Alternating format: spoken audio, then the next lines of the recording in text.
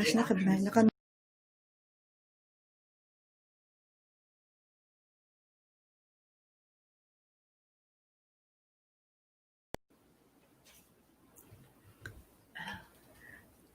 morning, everyone. Today we are celebrating World Migratory Bird Day, and we are happy that you are joining us in this online event. We have participants from local governments, national government agencies, bird enthusiasts, farmers, students, and even retirees who are interested in farming communities and migratory birds. As a backgrounder, World Migratory Bird Day was launched in 2006 as an annually celebrated awareness-raising campaign aiming to inspire worldwide conservation of both migratory birds and their environments. The global campaign is organized by two international wildlife treaties administered by the United Nations Environment Programme, the Convention on the Conservation of Migratory Species of Wild Animals, and the African Eurasian Migratory Waterbird Agreement. World Migratory Bird Day is now celebrated twice a year, on the second Saturday in May and in October. So this year, it was held on May 9 and technically tomorrow, but we are doing it ahead of time today. The East Asian Australasian Flyway Partnership has been helping by taking the lead in the East Asian Australasian Flyway. This webinar is about agricultural wetlands, specifically rice farming communities and migratory birds living in harmony. The SCPW has special interest in rice farming communities, which we call agricultural wetlands also, because of our work in the Paligi Wetlands. It is a portion of the huge Tandava Wetlands, which is located beside the bird sanctuary in the Doña Simang area. Some of you might be familiar with that. This learning event aims to highlight how farming communities and migratory birds can exist in harmony with each other. My name is Amy Lecciones. I am the Executive Director of the Society for the Conservation of Philippine Wetlands, and I will be your facilitator in today's session. To formally open the session and welcome everyone, may I call on the President of the SCPW, Mr. Celestino B. Ulep.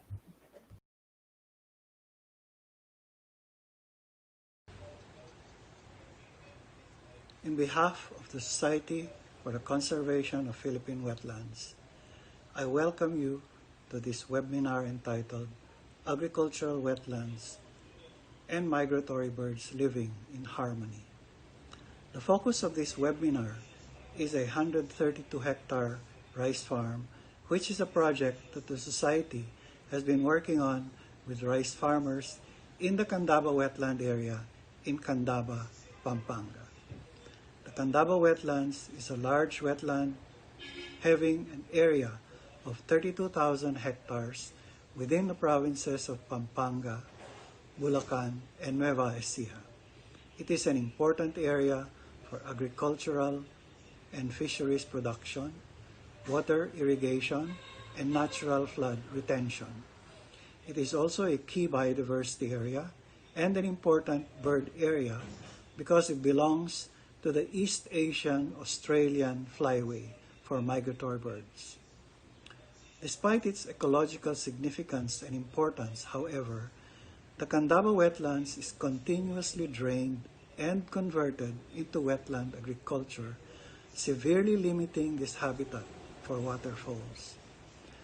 Large areas of the wetlands in the towns of the Tandava Wetlands have also been filled and converted to housing subdivisions, industrial, and commercial establishments. In celebration of World Migratory Bird Day, whose theme this year is Birds Connect Our World, the Society for the Conservation of Philippine Wetlands, with support from the East Asian Australasian Flyway Partnership, is pleased to organize this webinar to highlight how farming communities and migratory birds can be in harmony with each other. This webinar primarily reaches out to the provincial and municipal agriculture offices of local governments in the Pampanga wetlands, as well as the Penros, Menros, and Senros, so that they may understand and appreciate the link between conserving wetland, especially as habitats for migratory birds, and the health and well-being of people. We have also invited students from the Pampanga State Agricultural University so that they may likewise appreciate the value of conserving wetlands for both the well-being of nature and people. We would like to thank our partners who made this webinar possible, namely the Department of Environment and Natural Resources, the Biodiversity Management Bureau, the Ecosystems Research and Development Bureau, the DNR Region 3 Office, and the Pampanga State Agricultural University. Again, welcome to this webinar, and I wish everyone a happy World Migratory Bird Day. Thank you. So thank you, Sir Salas. We have with us today our dear partners who helped in making this event possible. May I call on the Director of the Ecosystems Research and Development Bureau, Dr. Henry Adornado. ERDB has been conducting researches and studies about birds in the EAF, and we are indeed honored to have him with us today. Dr. Adornado, you have the floor.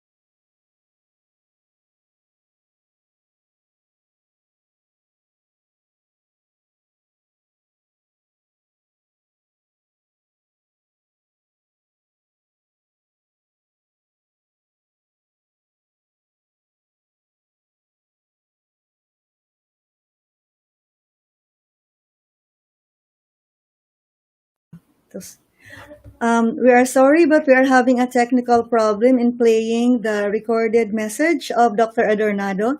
We will play it later as we move along, so we will try to fix the technical problem. In the meantime, I'd just like to mention that the SCPW had been working in the Pampanga area since 2009. First, in the Mount Arayat National Park for our Treepreneur project.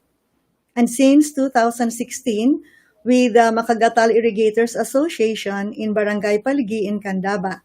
So we are really grateful for the support we have been getting from DENR Region 3. With us here today, with also a recorded message, and we hope it's going to play, is the Regional Executive Director of DENR Region 3, who will also give us his message on the occasion of World Migratory Bird Day. Can we now listen to Engineer Paquito Moreno Jr.?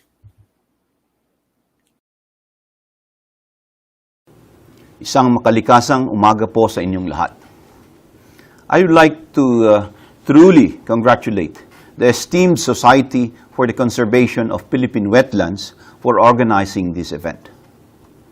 This is timely and relevant because, once again, we have entered the migration season, where birds species escape the cold in temperate regions and fly their way to a warmer place like our country. In the Philippines, as we understand, it is an important part of the East Asia-Australia-Asia Flyway, where large population of bird species flock every year. Here in Central Luzon, we have identified at least 13 wetlands, covering about 13,000 hectares, which are among the favorite nesting, wintering refuge, feeding, and breeding area of migratory birds. Last January alone of this year, we have observed 148,000 population of migratory birds in our 23 counting sites in the Manila Bay and wetland areas in the region. Our wetlands are really very important ecosystems as it support the huge population of migratory birds coming from as far as Russia, Japan, China, and New Zealand from October to March. We understand water birds serves as an important bioindicator of ecosystem changes, and these have been used widely throughout the world. This is because they exhibit conspicuous and meaningful responses to the changes of the environment around them. That is why they migrate from one region to another as climate changes. And as part of our share to protect and conserve our wetlands and water birds in Central Luzon, we have stepped up in monitoring illegal hunting and trading of migratory birds and partnered with local government units in chasing individuals or groups involved in these unlawful acts. We have also intensified our information, education, and communication programs to keep the community aware of the importance of our migratory birds and their habitats. We have maximized the use of social media in our radio program in disseminating information on our wetlands and migratory birds. Educating the public is crucial in our campaign to sustain the protection of our biodiversity. We have also intensified our partnership with local communities to help us in our quest to save our wetland areas and protect our water birds. We only hope that this event will further galvanize our collective actions in doing what we can do and fix now, to lead us to the kind of wetlands that we desire and prefer in the future. We wish you all a meaningful celebration of World Migratory Bird Day. Thank you.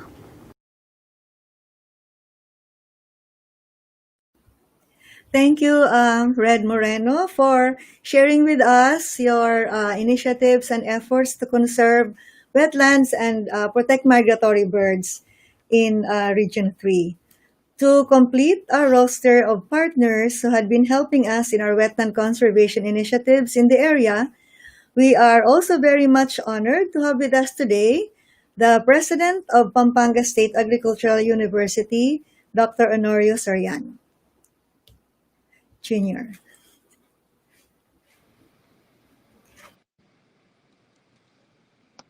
Good morning, ladies and gentlemen. I would like first to acknowledge our society president, si Mr. Ulep, and of course, ang ating director ng society, si Ms. Ami Lesiones, and the entire partners in holding this event, celebrating the World Migratory Bird Day. And it is indeed an opportunity for the Pampanga State Agricultural University to be part of this very important and relevant event. And I would like also to thank the organizer for inviting me to be part of this event. The Pampanga State Agricultural University community is privileged to be an active partner of the society in our effort to conserve our Tandava wetlands, uh, covering the entire Tandava municipality and extending up to Nueva Ecija and Bulacan. And our event today is indeed very important. I would like to underscore that the Tandava wetland is a resource system comprising land, people, and technology. And these three major components of the resource system have to undergo continuous interaction in order to produce whatever is intended for this resource system, the Tandava wetland. Whether we like it or not, the resource system should have to be managed productively, particularly for agriculture or rice production. The land component of the resource system includes the plant and animals found in the ecosystem, the water, the soil, including the microclimate prevailing in the resource system. So even the land alone, one of the components of the resource system is a very dynamic component. And there are a lot of subsystems comprising the land alone. So this will complicate our effort, and it is also a challenge for us conservationists to consider these dynamics. Another important component of the resource system is the people. Whether we like it or not, people should make use of the resource for survival. And the challenge to everyone is to make use of the resource so that it will benefit not only the present generation, but also the future generations.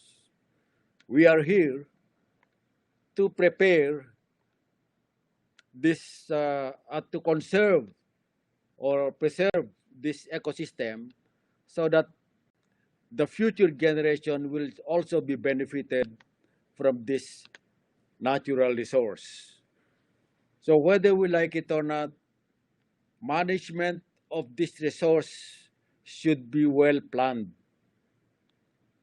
so that the functions and the relationship among these three components, the land, people, and technology, should produce an outcome that will benefit the entire community and not only the present generation, but also the future generation.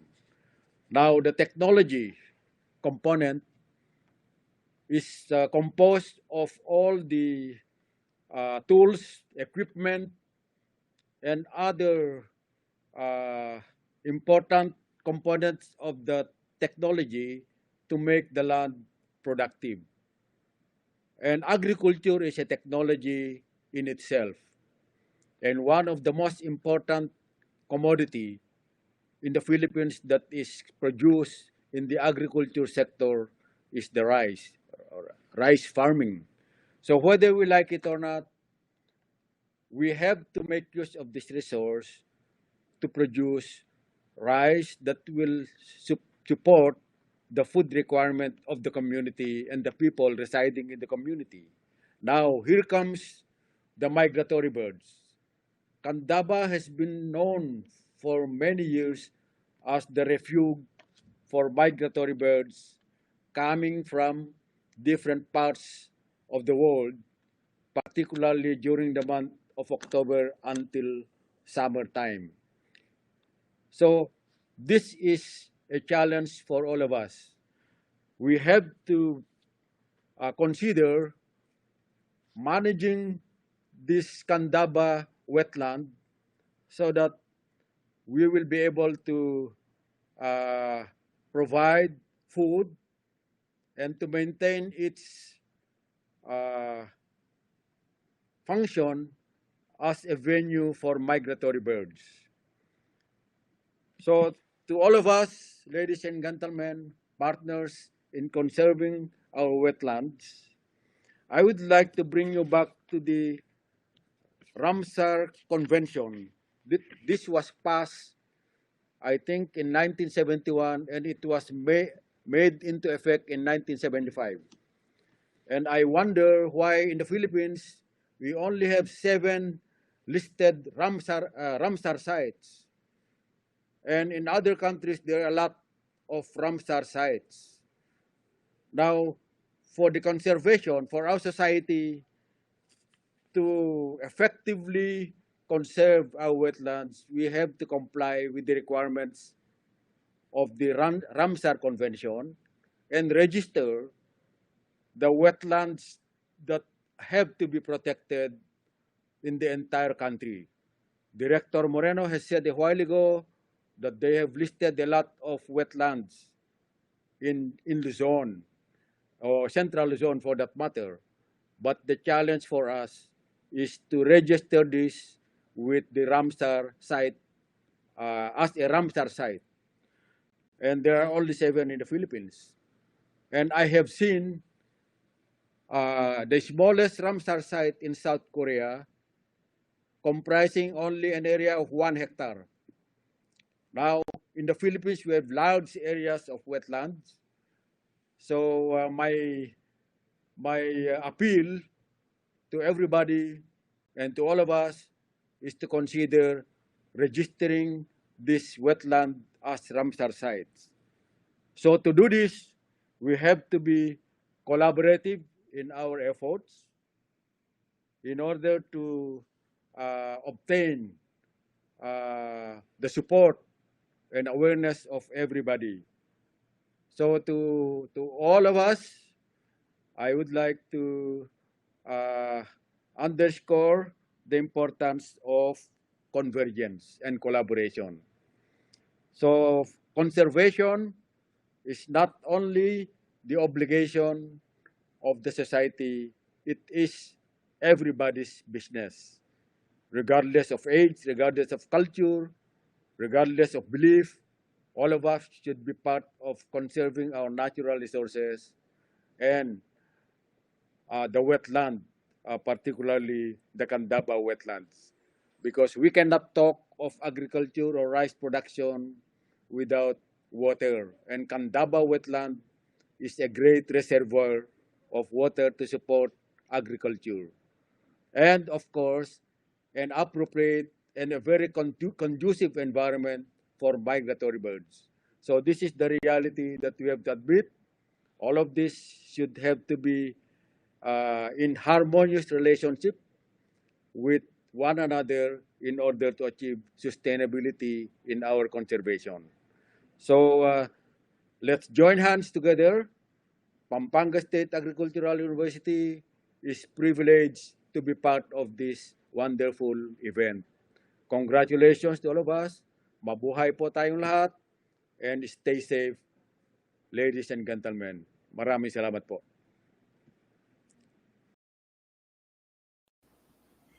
Thank you, Dr. Soriano. That was a very profound statement this morning, and I hope this webinar will start the conversation in initiating the recognition of Tandava Wetlands as a Ramsar site. It's a very interesting proposition.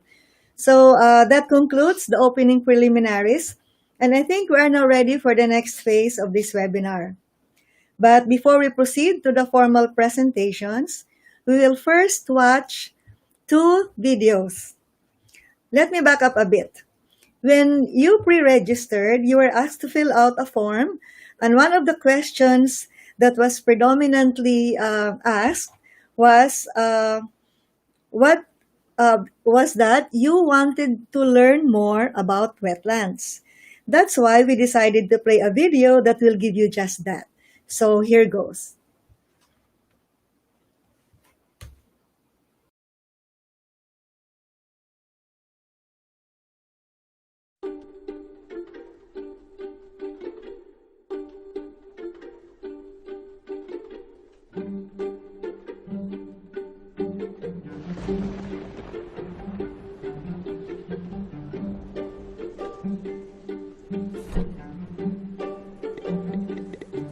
When rain falls, it's part of a cycle that's essential to all life on Earth.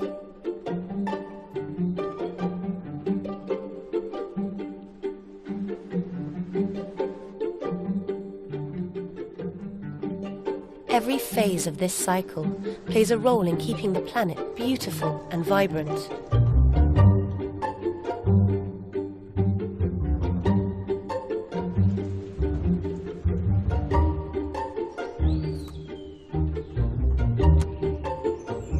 Water makes its way back into the atmosphere via many different routes. Through rivers, from the leaves of plants, and even through the human body. And what keeps all these processes turning are wetlands.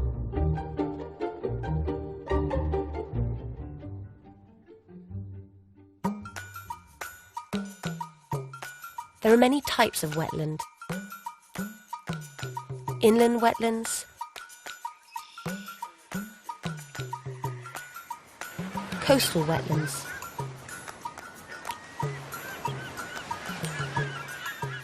and human-made wetlands.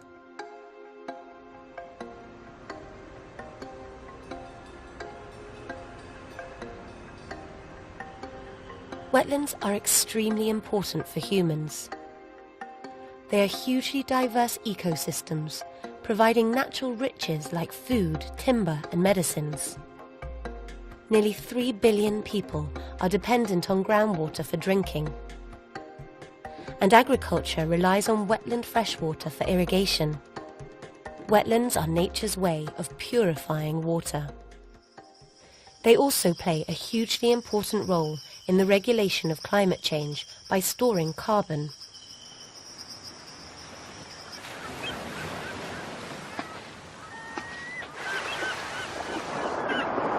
Coral reefs, mangroves, tidal flats and other coastal wetlands provide a buffer between the land and the sea, preventing flooding and erosion.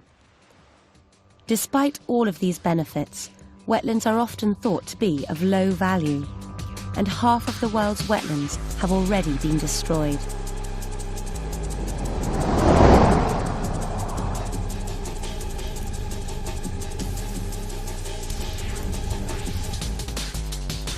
The consequences of further destruction are flooding, drought, disease and pollution, and climate change.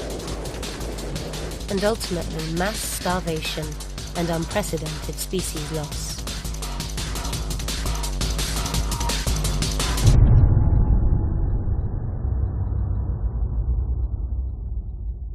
But there is hope. The Ramsar Convention protects wetlands by helping people work together to manage these most precious of resources.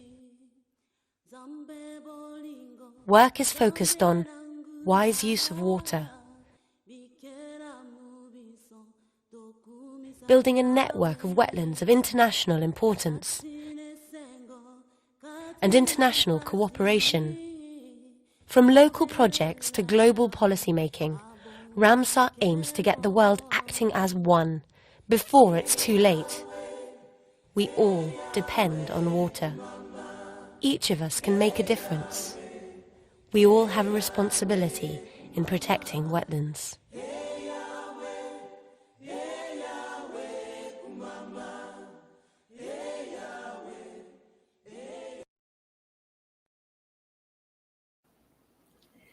So the next video is about the journey of a migratory bird. This video was originally in English, and EAF asked us to translate it to Tagalog or Filipino. So please watch and give us feedback what you think.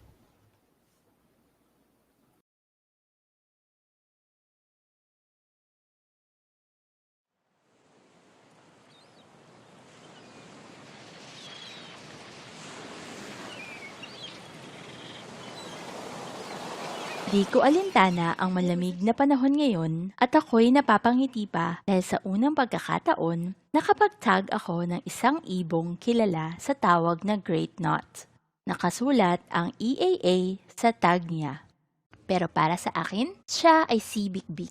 May mga nilalang pala na kahit mukhang napakaliit at napakahina ay kinakaya ang matitinding hamon tulad ng paglalakbay ng mga ibong ito. Sumusubaybay ako sa kaniyang pakikipagsapalaran, simula dito sa Australia hanggang doon sa Russia.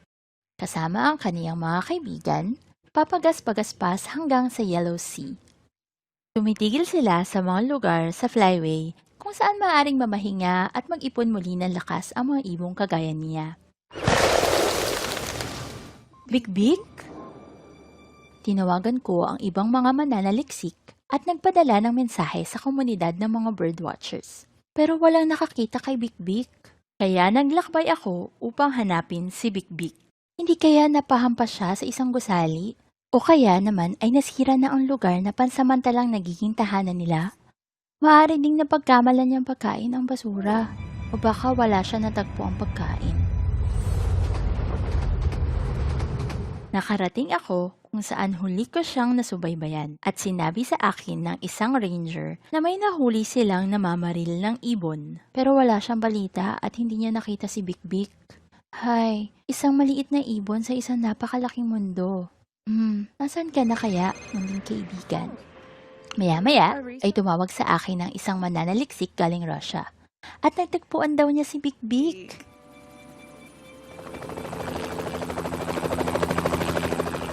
Sinamahan ako ni Victor kung saan niya nakita si Bik-Bik.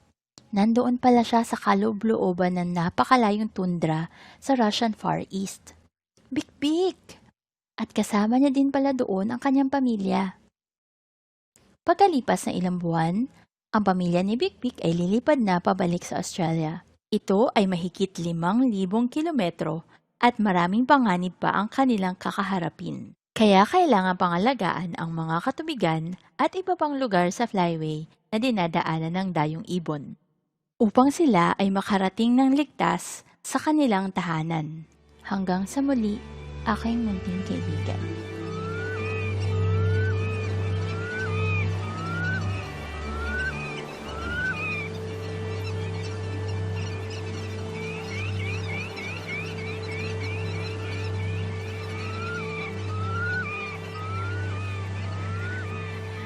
Makakatulong ka para mabigyang proteksyon ang mga great nuts at iba pang mga dayong ibon sa pagbabahagi ng kanilang kahalagahan pati na ng mga lugar tulad ng katubigan na kanilang tinutuluyan sa Flyway upang mabuhay. Gayon din ang pakikiisa sa mga gawain sa pagdiriwang ng pandaigdigang araw ng mga dayong ibon.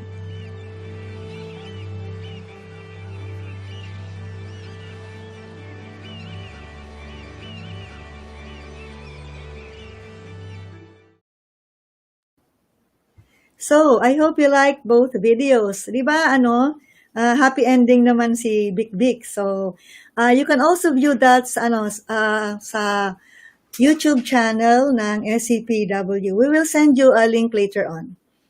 Okay? So, now we are ready to listen to our first speaker. Our resource person will talk on the East Asian Australasian Flyway and why migratory birds are important. Dr. Pasicolan is the Chief of Urban Ecosystems Research Division of the Ecosystems Research and Development Bureau of the DENR. She obtained her degree in Bachelor of Science in Biology at the Mindanao State University in Marawi City. She also has a Master's of Science in Zoology and PhD in Environmental Science, specializing in protected area planning, development, and management from the School of Environmental Science at the University of the Philippines in Los Baños. She is an expert in the field of biodiversity and wetlands and has authored and published many research articles related to biodiversity. She also served as a resource person to several international and national biodiversity-related trainings and workshops. Cognizant of her laurels, she was awarded as the Outstanding Alumna for Environmental Research in the CESAM UPLB in 2014 and received the FS Polisco Award for Research and Development in 2016 from the Los Baños Science Community Incorporated. And we are proud to say that Dr. Pasicolan is a trustee of the Society for the Conservation of Philippine Wetlands. So help me in welcoming Dr. Sim.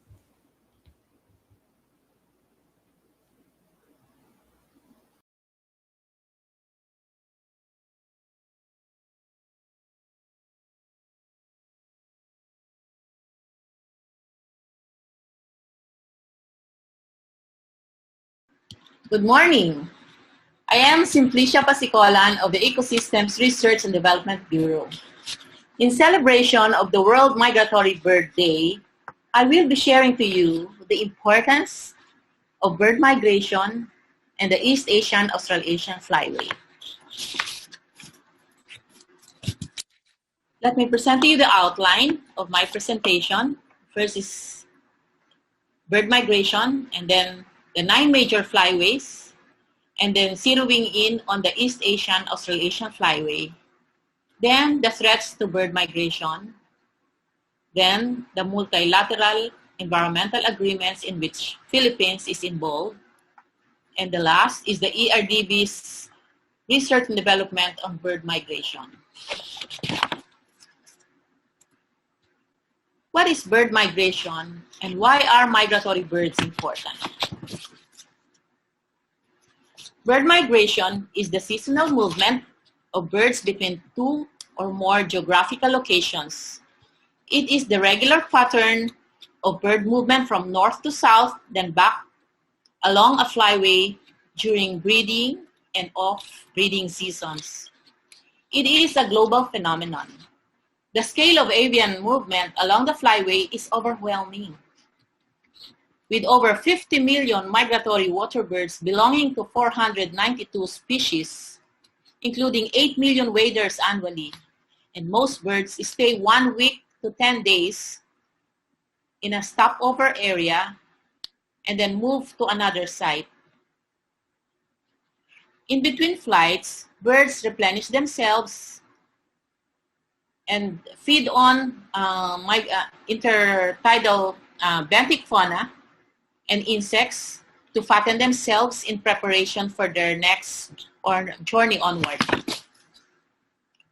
But in the case of Bartail godwit, a long-distance flyer, it covers 11,000 kilometers from Alaska to New Zealand in 8 days without a single stopover. It must have a low energy consumption. Here are some examples of migratory water birds which were taken in the Philippines. The greater sunplover, the tufted duck, the whimbrel, among others. As to the bird migration pattern, most of migration is along north-south axis.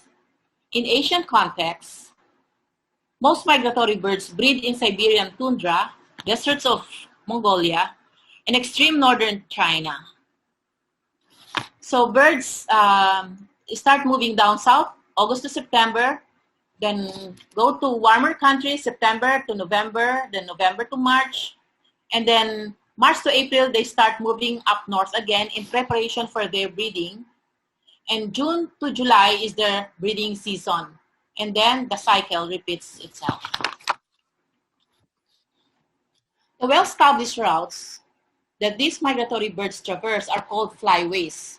There are 9 major flyways recognized globally, in which the East Asian Australasian Flyway is one of them. The East Asian Australasian Flyway, in which Philippines is involved, and the rest of the 10 Southeast Asian countries. These are all part of the 22 range countries. The East Asian Flyway, in particular, stretches across 22 countries from Arctic Russia to North America to southern limits of Australia and New Zealand. It encompasses India, large part of East Asia, and all of Southeast Asia. It is a route that several millions of birds use during autumn and then return to north in spring because it has such reliable areas for feeding along the way. Again, one of the 9 flyways identified is the East Asian Australasian Flyway, where the 10 Southeast Asian countries are part of the range. It has an area of 84 million square kilometers that extends from Russia, North America, particularly Alaska, to southern limits of Australia and New Zealand.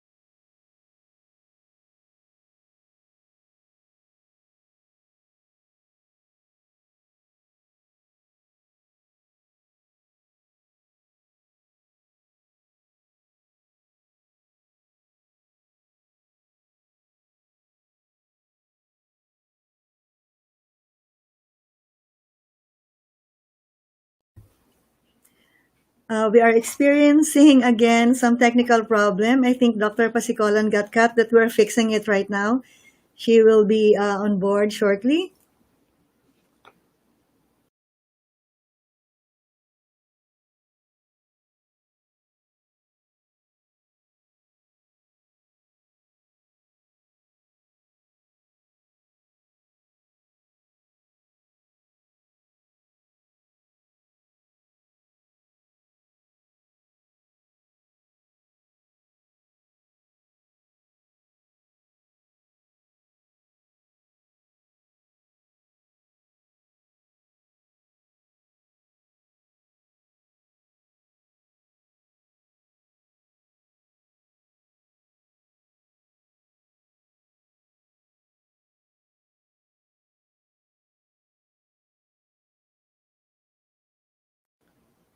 Okay, so can we have a health break for like 3 minutes to give our technical production team to get back and fix the problem that we're experiencing right now?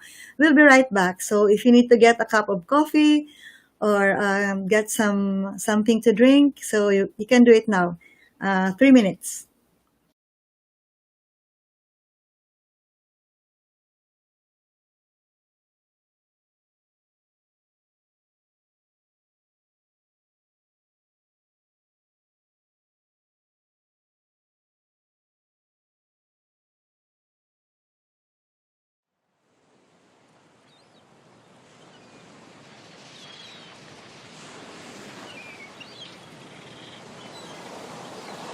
Di ko alintana ang malamig na panahon ngayon at ako'y napapangiti pa dahil sa unang pagkakataon, nakapagtag ako ng isang ibong kilala sa tawag na Great Knot. Nakasulat ang EAA sa tag niya. Pero para sa akin, siya ay si Bik-Bik. May mga nilalang pala na kahit mukhang napakaliit at napakahina, ay kinakaya ang matitinding hamon tulad ng paglalakbay ng mga ibong ito.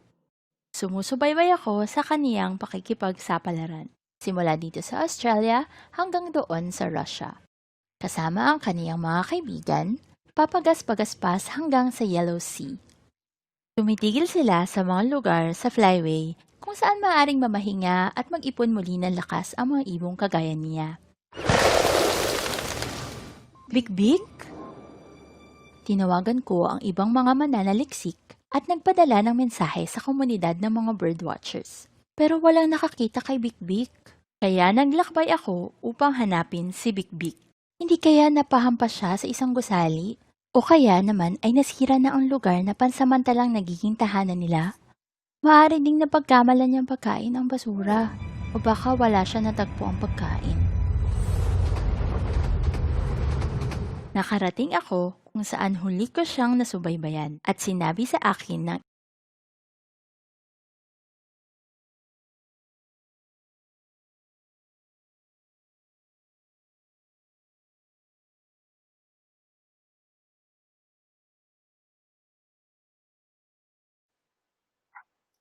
Hello.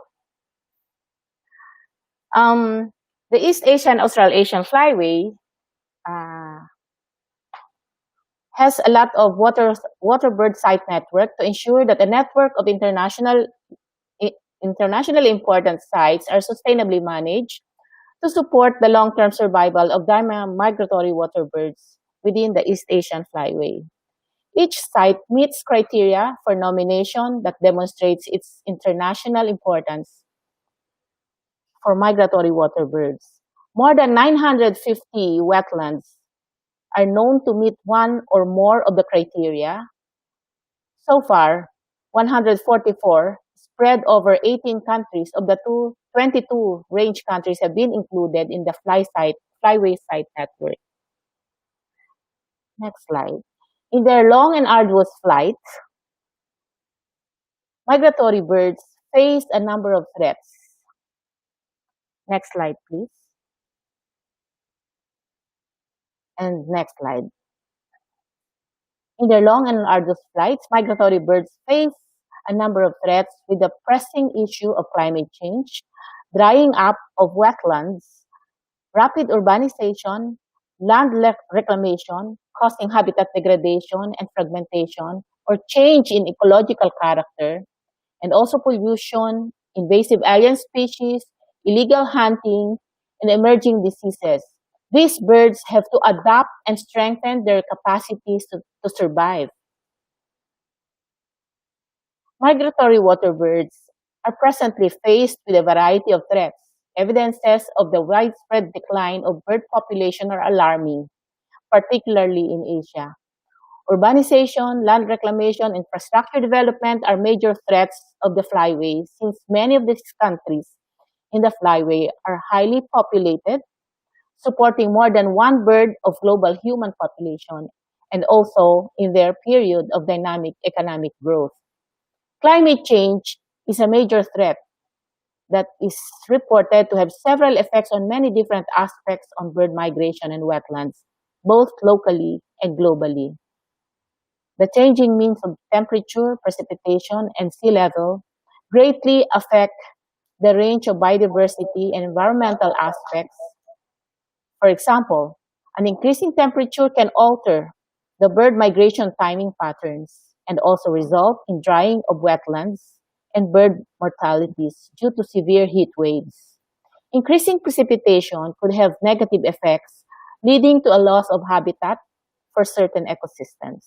Additionally, sea level rise affects coastal areas through the erosion of beaches, in addition to threatening water quality, increasing competition for natural resource, and the loss of their feeding grounds.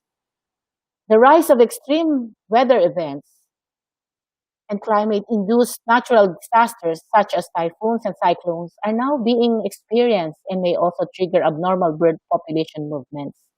Climate change is also reported to affect the occurrence of diseases, particularly the threat of avian influenza. Next slide. The landscape of waterbirds' wetland habitat are fast changing due to rapid urbanization. This is happening globally, even within the East Asian Australasian Flyway. For instance, in 1983, the once vast and rich Tokyo Bay wetland was partly converted to this famous Tokyo Disneyland. In 1998, the wetland of Lantau Island in Hong Kong were reclaimed to give rise to a new state-of-the-art Hong Kong International Airport complex. On the Bohai Bay at a very important feeding and staging ground for waterbirds underwent fast pace of coastal reclamation in favor of infrastructure development, such as malls, hotels, and recreational areas. This led to about 35% loss of intertidal habitats. There are other wetland sites that are reclaimed as well. This is development. We are not against development, but we advocate for the principle of sustainable development so that people, water birds, and other organisms could coexist and live harmoniously with each other. Recognizing the importance of these winged creatures, the Philippines is committed to address environment and natural resources concerns in partnership with other member countries. The country is a signatory to a number of multilateral environmental agreements, which include the Convention on Migratory Species of Animals, or CMS, that provides a global platform for the conservation of migratory animals and their habitats. A number of migratory birds and other forms of birds, mammals, reptiles, amphibians, and fishes enjoy protection because of this convention. The UN Convention on Biological Diversity is another one. It was put into force in 1992 and was established to promote conservation of biodiversity. Among the objective is also to sustainably and to have equitable distribution of resource benefits of these biodiversity resources.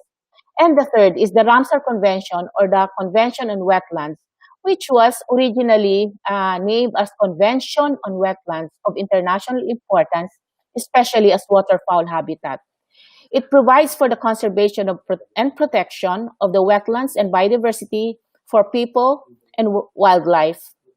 With the recent establishment of our Nokwaka, or the Negros Occidental Coastal Wetland Conservation Areas as Ramsar site, the Philippines has now boasts of 7 Ramsar sites, and the government commits to protect all these sites and the rest of the protected areas all over the Philippines and other identified wetlands of international importance, which are areas for the annual waterbird census.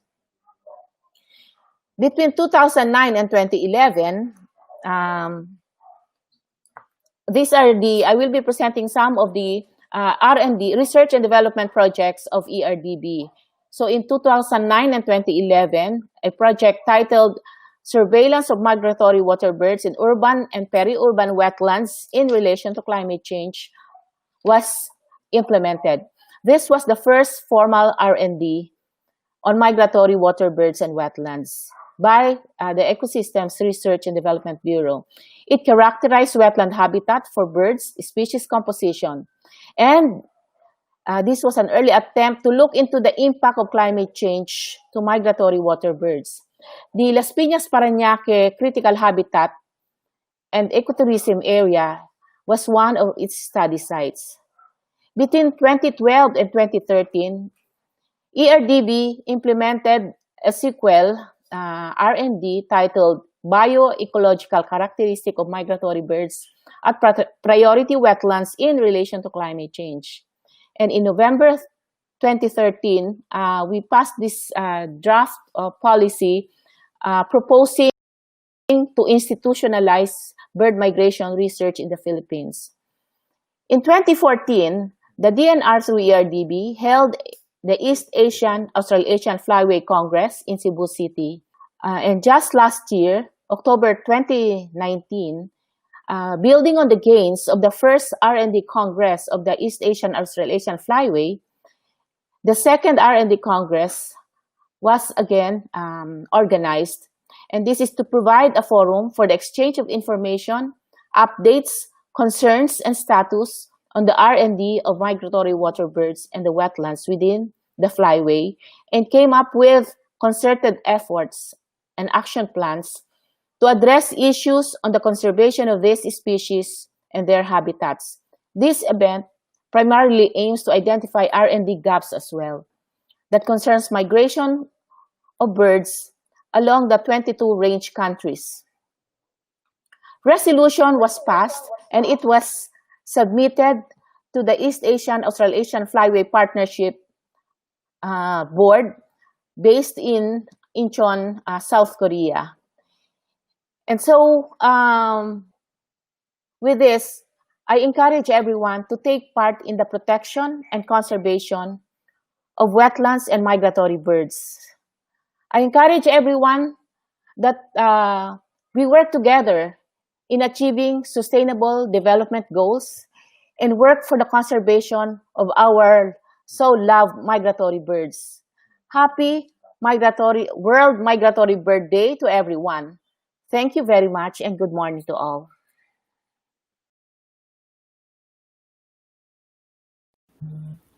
Thank you, Dr. Pasicolan, and we would like to apologize for the technical glitch that we just experienced. Dr. Pasicolan had been rehearsing with us, but you really, when you're going live, you really cannot tell what will happen. But we try our best to continue with our webinar so that everyone can still listen to our experts who will be talking. So please write your questions in the live comments and don't forget to indicate your name and to whom you are directing the question to. We will have them during the open forum after the last speaker.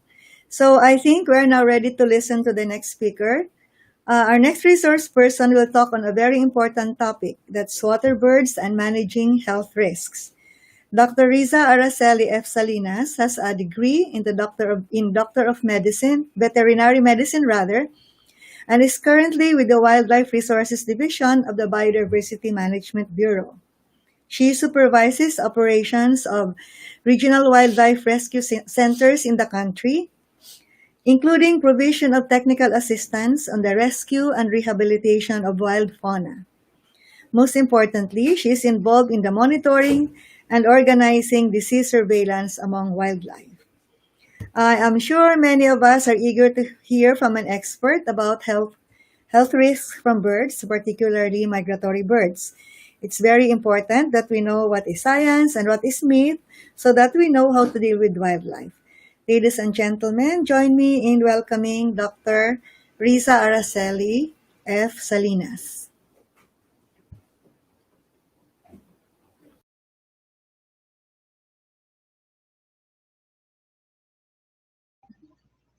Okay.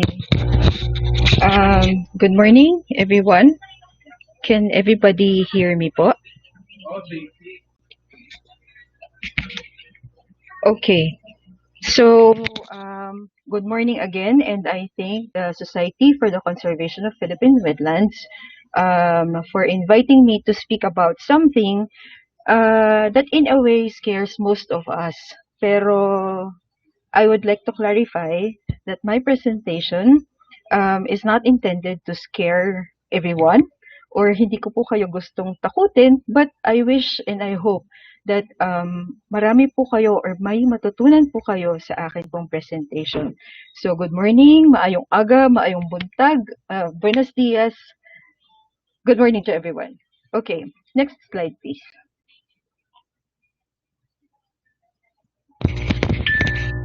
Next slide. Okay. The Philippines, as we all know, is an archipelagic country. So makikita po ninyo, we have thousands of islands, and the number of islands is actually dependent on whether it's high tide or it's low tide.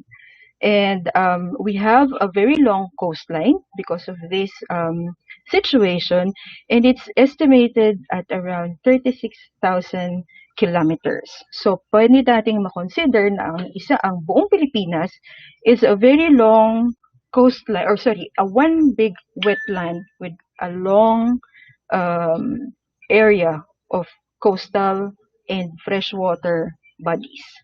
Next slide po. Okay.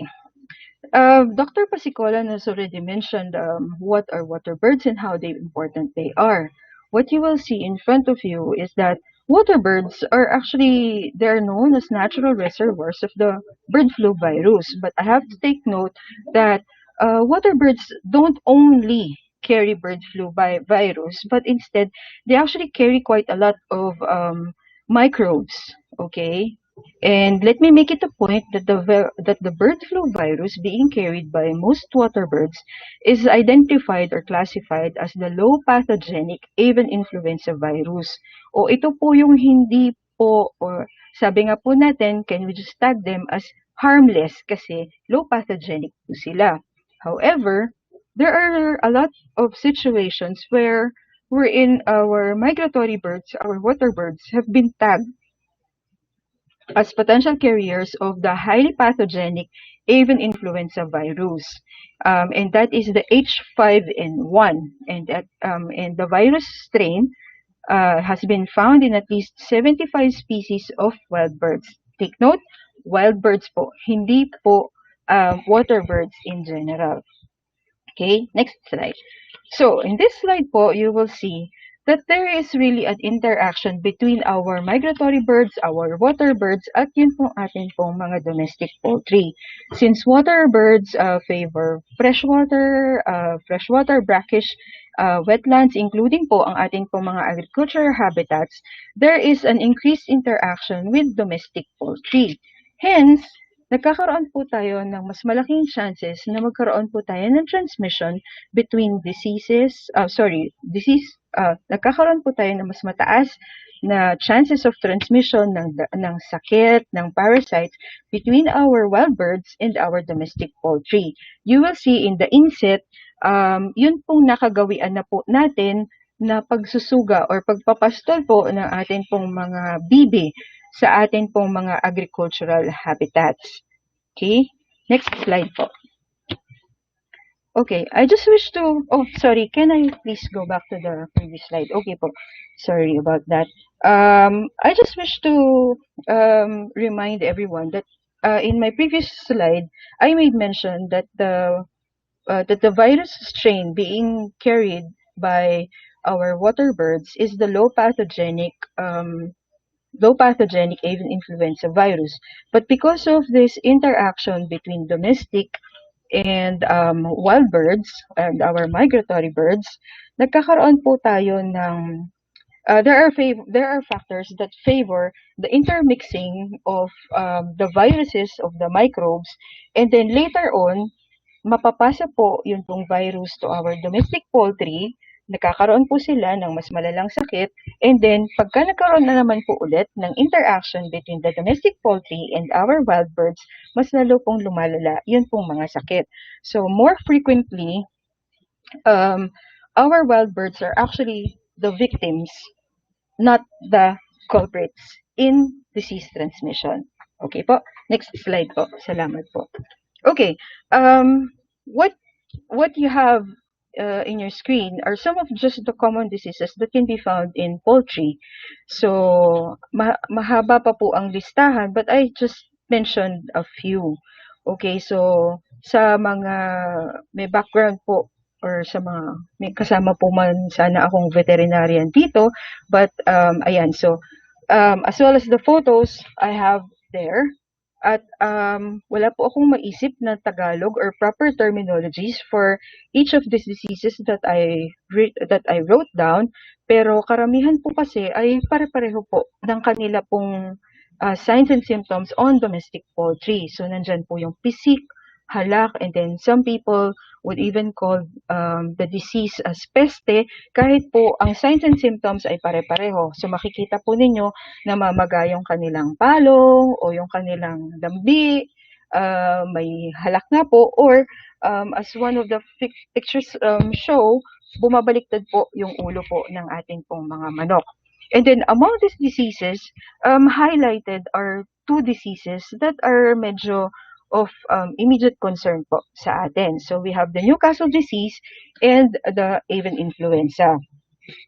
I just gusto ko lang po sana i-note na my presentation would not deal much on how these diseases work between domestic and poultry, but what the presentation would like to do is to inform everyone of what we need to do.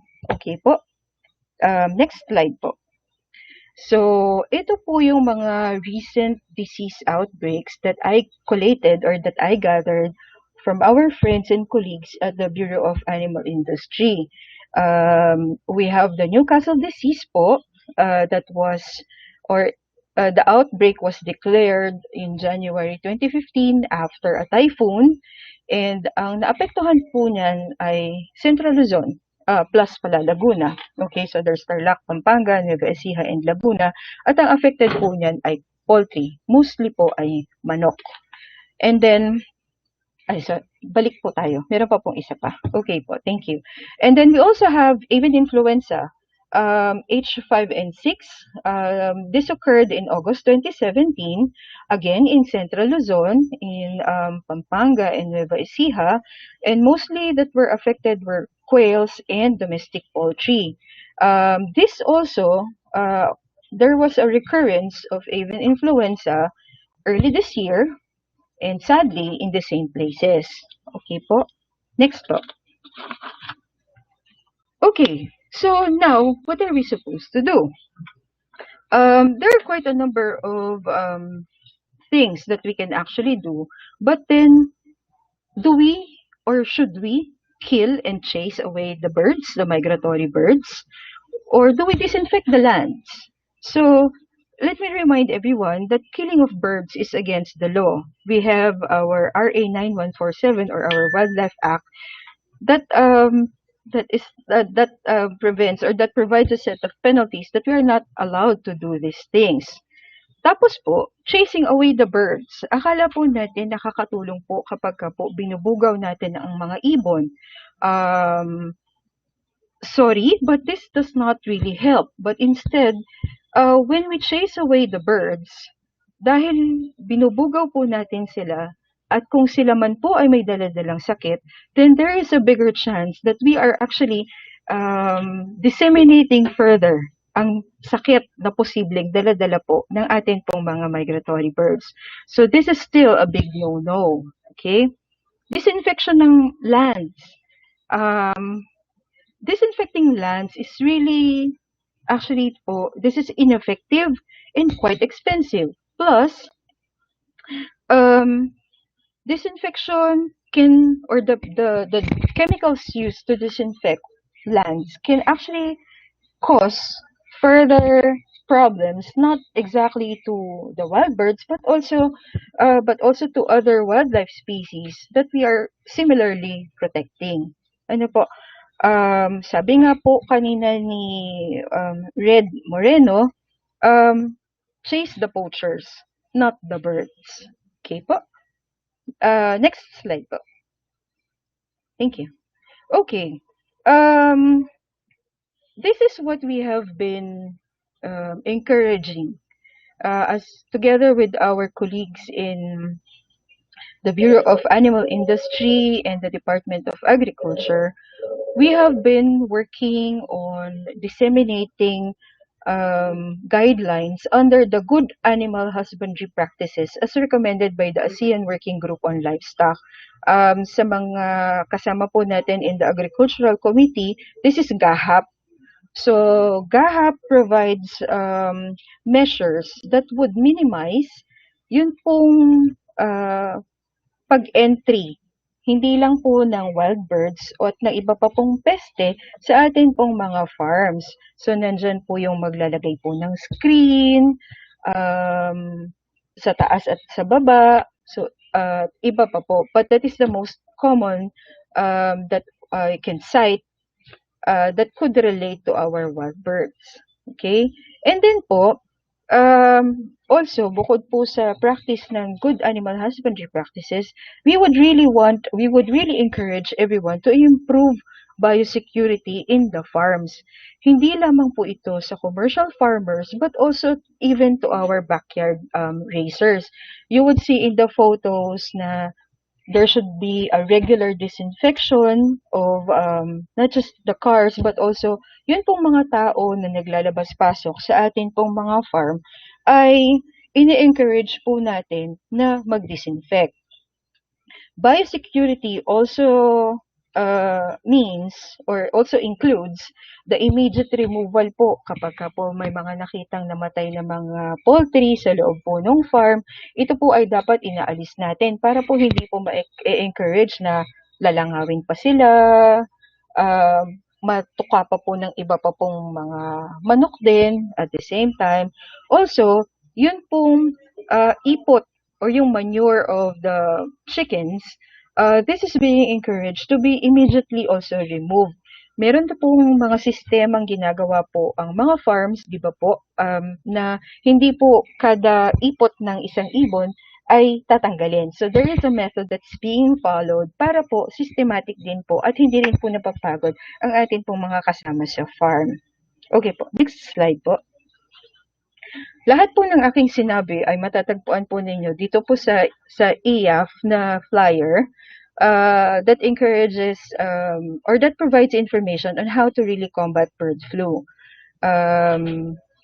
Nandyan rin po ang improvement, the biosecurity measures that are being recommended are also there, as well as the things that I mentioned earlier regarding the chasing birds, the killing of the birds, as well as the poisoning of the wetlands.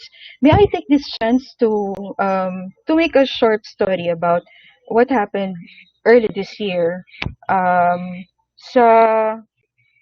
para lang po magkaroon po kayo ng idea of what happens when we poison. The poison po or the event happened in Region 9 at nag-report po sila na nagkaroon ng several dead egrets in one area. These were reported or the incident was reported by their bantay dagat. Malapit po yun pong agricultural lot sa coastline, kaya yun po mga bantay dagat po ang nagkwento.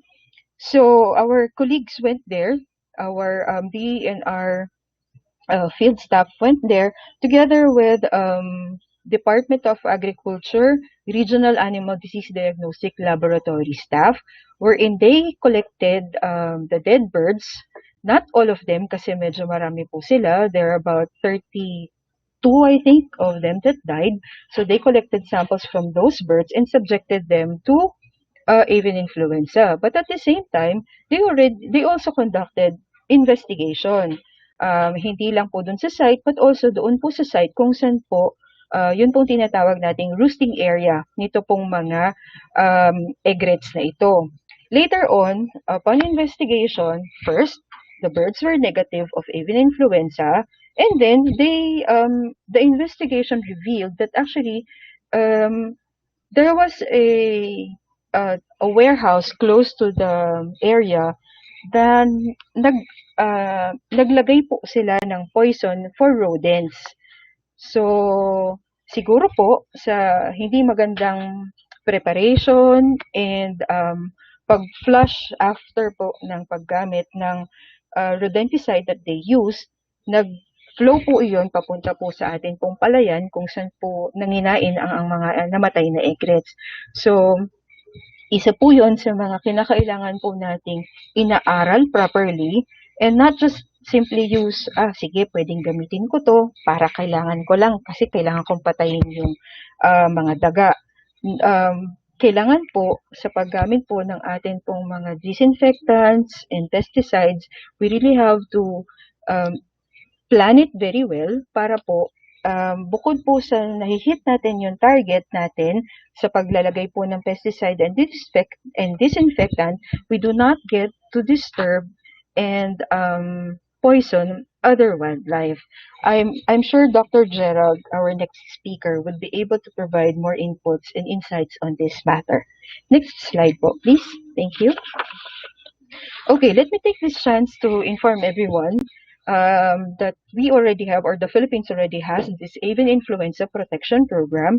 It started in 2004 under DA, the Department of Agriculture, kasi ito po yung time na nagkakaroon na po ng incidents ng avian influenza outside of the Philippines. But ang Pilipinas po, we wanted to be ready. That's why nagkaroon na po nitong Avian Influenza Protection Program or AIPP. This is not only under DA, but this involves several other agencies na makakatulong po when if ever, huwag naman sanang mangyari, magkaroon po ng bigger event ng avian influenza na hindi natin makontrol. But you will notice on what's shown in front of you now is that measures include borders, checkpoints, screening, surveillance, okay? So, kinakailangan po strict implementation po nitong mga bagay na ito. Next slide po. Okay, so sabi ko nga po kanina, the AIPP does not just involve the Department of Agriculture, but there are other agencies involved as well. So DENR has also a role in AIPP, which is mostly focused on water birds and monitoring their habitats, monitoring the water birds themselves during migration season. DENR also has the role in conducting collection of specimen samples from our migratory birds to monitor ano nga po bang sakit or meron nga po ba silang daladalang sakit. And then all of this information is turned over to our to DA para po magkaroon po tayo ng databasing on what was seen or what was collected from our water birds. Okay, and then DNR also releases public advisories para po everybody gets to be aware of what measures should be taken, where were the incidents as necessary. Po, the last one that's mentioned in front of you is that dahil po dito sa continuous na pag-monitor natin ng migratory birds, Dr. Sim has mentioned that we annually do this. We do it twice a year. Okay, this provides data on the water birds, their use of the habitats, and this becomes a reference now for surveillance activities, mapping, as well as land use planning. Dito po sa land use planning, if you would remember, Dr. Soriano, President Soriano of the Pampanga State Agricultural University made mention of that there should be proper planning of our agricultural land. Sorry po, nabulol ako. Proper planning of agricultural lands to provide food and at the same time, food for the people as well as at the same time, provision of habitats for our migratory birds.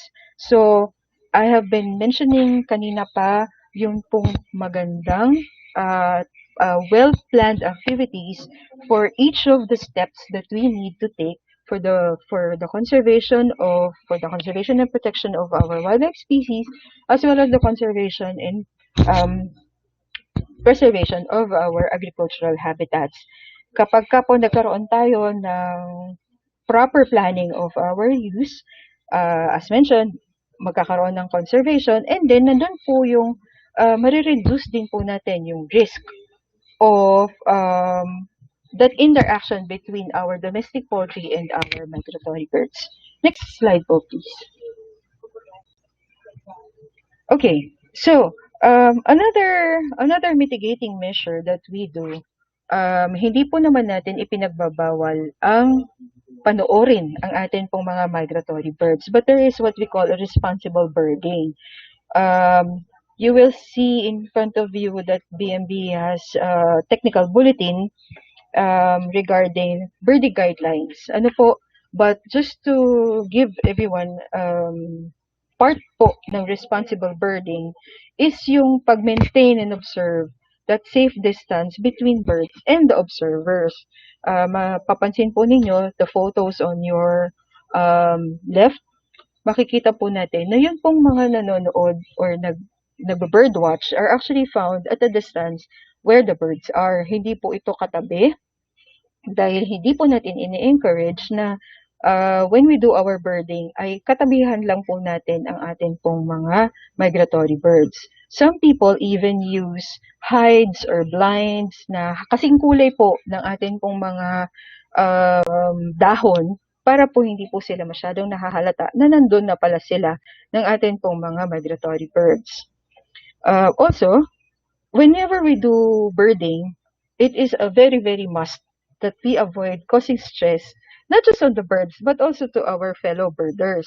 So, hindi po ba, para po dun sa mga nanonood sa atin at nakikinig sa atin ngayon who have been conducting birdings, minsan, whenever we get to see birds, lalo na pag nasa spotting scope tayo, na-excite tayo, di ba? Minsan nagsisigawan tayo. Uy, may nakita na akong ganito. And everybody gets to be so excited, taking turns in looking in the spotting scope. This is really discouraged kasi po, dahil po doon sa sobrang excitement natin, dahil kahit po tayo ay excited na, this one, the shouts and the unnecessary noises that we make can actually po cause na lumipad at lumayo na po ang atin pong mga pinapanood na mga ibon. So, sayang po yung excitement natin kahit na gustong-gusto natin silang makita, baka po pagsilip natin sa scope or sa binocs natin, wala na po pala ang gusto nating mapanood. Okay? So, yun lang po. So, okay, next slide po. Okay. More so, I'd like to take this opportunity also to inform everyone that the Philippines already has this Malacanang Administrative Order number 10. This was signed in April 11, 2011 by then President Aquino. And this one po, the administrative order is intended to have that collaboration between three major agencies to combat zoonosis, emerging and re-emerging diseases in the Philippines. Next slide po. Okay. Mayroon na po tayo nito pong Joint Department Administrative Order. You will see that there are three major departments that are involved in the drafting of this DAO. So we have the DOH, the DA, and the DENR. Konting kwento po, initially po talaga, this was really just between the DOH and DA. And then later on po, as they were progressing in writing the administrative order, somehow they got to realize the importance of DENR on being on board para po sa zoonosis. Kasi nga po, mayroon po mga pagkakataon na, yan, kagaya po niyan, for bird flu, our migratory birds get to be tapped or tagged as the culprits in transmitting the diseases, sometimes ang ating pong bats. So kaya po, naging tatlo na po ang departments involved in this administrative order. This AO or DAO is intended to be the functional and sustainable One Health mechanism to strengthen the cooperation between the animal health and human health, and as well as the environment sectors para po sa prevention and control of zoonotic diseases both at the national and local levels. This DAO actually po has been signed by the OH Secretary and the DA Secretary, and if we are right in our sa pagkakadinig po namin kahapon, it looks like the Secretary Simatu has also signed this one na po. So we are just waiting for updates lang po from the central office regarding this, but we're happy that it's almost at the finish line na po. Okay? At dito rin po, medyo iyayabang lang din po sana natin na tayo po sa Pilipinas ang isa po sa ASEAN region na nagkaroon po nitong committee na ito working on zoonosis related to the thrust of the international community to come up with initiatives on One Health mechanism. Kaya lang po, medyo na-derail lang tayo ng konti dahil po doon sa changes po natin sa mga department secretaries when there was a change in the presidents. So, yun lang po yung medyo nag-derail sa atin. Pero at least po, ngayon po, mukhang pirmado na po siya. And then, we are going to move further in disseminating this joint DAO later on po. Okay? So, next slide po. So, in front of you ay naka-mention po kung ano po ang role ng bawat isang department. Basically, if it's the Department of Health, sa humans po sila. DA is mostly in livestock, poultry, and domestic animals. And DENR naman po sa wild fauna. Pero kahit po magkakaiba po ng jurisdiction or ang bawat isang department, the DAO is intended that there will be coordinated manners in responding to zoonotic events or emerging or infections po na magkakaroon. Next slide po. Okay, mahaba, marami. So, ang bawat isang agencies or lahat po ng agencies are supposed to create policies, collect epidemiological data on zoonotic diseases for policy making. Pinaka-importante po dito ay yung accurate information that will be provided to the public, researches, and dahil nga po tatlong department po ang involved dito po sa committee na ito, they take turns in serving as the chairperson and the vice chair of the committee. Next slide po. Okay. What do we do now kapag po nakakita po tayo ng dead bird? Some time ago, I think that was 2007, na nagkaroon po tayo ng isang medyo malaking event on avian influenza. We had partners from the ASEAN region who came and provided the Philippines with very important information regarding avian influenza. And the catchphrase back then was actually, "Don't touch the bird." Kung maalala po ninyo, there was Eraserheads actually has this song, and naging parang tagline na po natin sa DENR itong line na ito. So I just captured this poster from if I'm not mistaken, this is from the Wild Bird Club of the Philippines. So just watch, don't catch.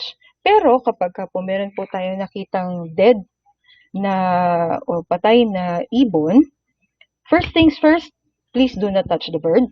Secure the carcass. So when we say secure the carcass, ibig sabihin lamang po nito kung ito po ay naka-expose, baka po necessary na tatakpan muna natin. Basta po hanggat maaari, wag po natin silang gagalawin. Kasi meron po tayong mga agencies who are more knowledgeable on how to go about handling these kinds of animals. So when you get to see the dead birds, inform the authorities, and then these agencies will be responsible in handling the carcasses. And tayo po na maiiwan po on site what we are supposed to do is to continuously monitor kung meron at meron pa pong magkakaroon o susunod pang mga mamamatay na ibon. And then, with this, ito po ay dinadala po natin sa laboratories, and then the laboratories will work on the necessary tests and inform the proper agencies on what needs or what was the result of the examination. Next slide po. Flowchart lang po ito kung paano nangyayari or what happens when there are reports of wild birds. Okay, so sa mga hindi pa po masyadong familiar, we have Penrose and Senrose sa field po natin, and ang DENR po ay wala pong laboratory who would be able to examine and conduct surveillance on AI, but these are all submitted to the Bureau of Animal Industry for examination. Next slide po. Okay, ayan, na-mention ko na po kanina the role of the DENR in the avian influenza protection program. So, current efforts, kakalabas lang po natin ito pong public advisory because normally we send out our public advisory before the onset of the migration season. So, dito po, binabanggit po natin sa public advisory na ito, ano po yung events na nangyayari, and as well as our requests for support sa pag-report po ng mga dead birds, or if you get to see people collecting wild birds, wild fauna that do not have permits, or meron po silang hunting na nangyayaring nakikita, yun po ay in-encourage po namin na i-report po ninyo sa DENR para po magawan po ng karampatang aksyon. Next slide po. Okay. As mentioned po by Miss Amy kanina, ang DENR po has initiated the conduct of disease surveillance among wild birds. We were able to do 2 activities in 2018 after the migration period and onset po ng migration period. We collected samples from a total of 120 birds representing 25 species. These are all wild birds. Ang pinili po naming site ay sa Pampanga, kung saan po nagkaroon po ng positive event, as I mentioned in my previous slides, or doon po sa mga na-report pong outbreaks. And we are very happy to inform everyone that among the 120 birds that we were able to sample, lahat po sila ay negative for avian influenza. Next slide po.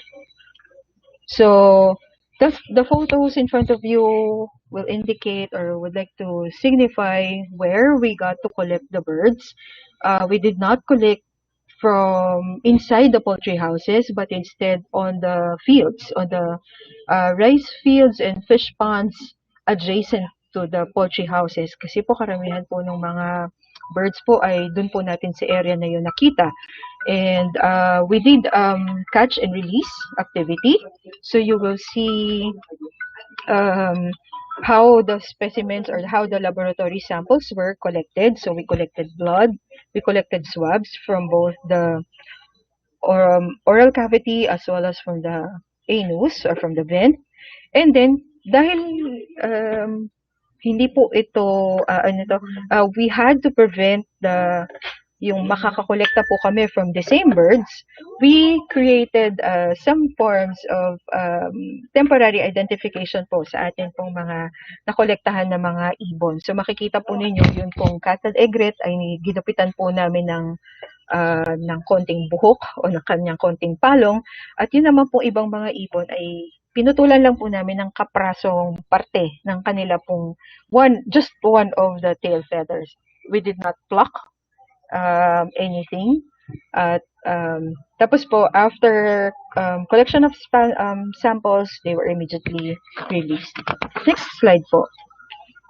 Okay, I think that ends my my presentation, I would just like to give a shout out and credits to people who helped me and provided me with pictures that you got to see in my presentation. Para po sa aking pamilya, sa Penrose, Zamboanga, Sibugay, maraming salamat. At sa akin pong mga anak, dito po sa Biodiversity Management Bureau sa Kaweds at dito po sa amin sa WRD, maraming salamat po. Next slide po. I will leave you with this quote from Pope Francis. All creatures are connected. Each must be cherished with love and respect. For all of us, our living creatures are dependent on one another. If you would remember the web of life, what happens to one also happens to the other involved in the web. Next slide. Maraming salamat po.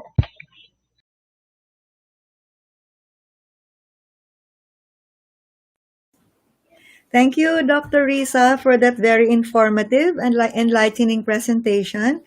I'm sure there will be a lot of interesting discussion on that during the open forum. Now for our last speaker, but definitely not the least. I am actually very grateful that he accepted our invitation despite his very busy schedule. Actually, I practically begged him to accept this invitation. Dr. Gerald Salas is the director of the Innovation Center for Agroecology, Climate Change, and Agripreneurship at the Pampanga State Agricultural University. He has done extensive work in the Tandava Wetlands, and we are proud to say that he is also a member of the Society for the Conservation of Philippine Wetlands. Today, he will talk about rice farming communities and migratory birds and how they can coexist, focusing on the Tandava Wetlands. Ladies and gentlemen, Dr. Gerald Salas.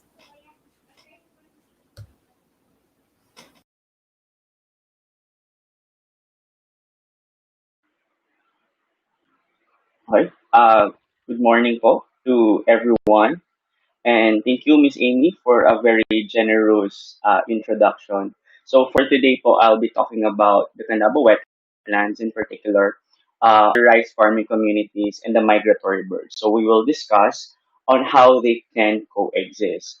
So next slide, please.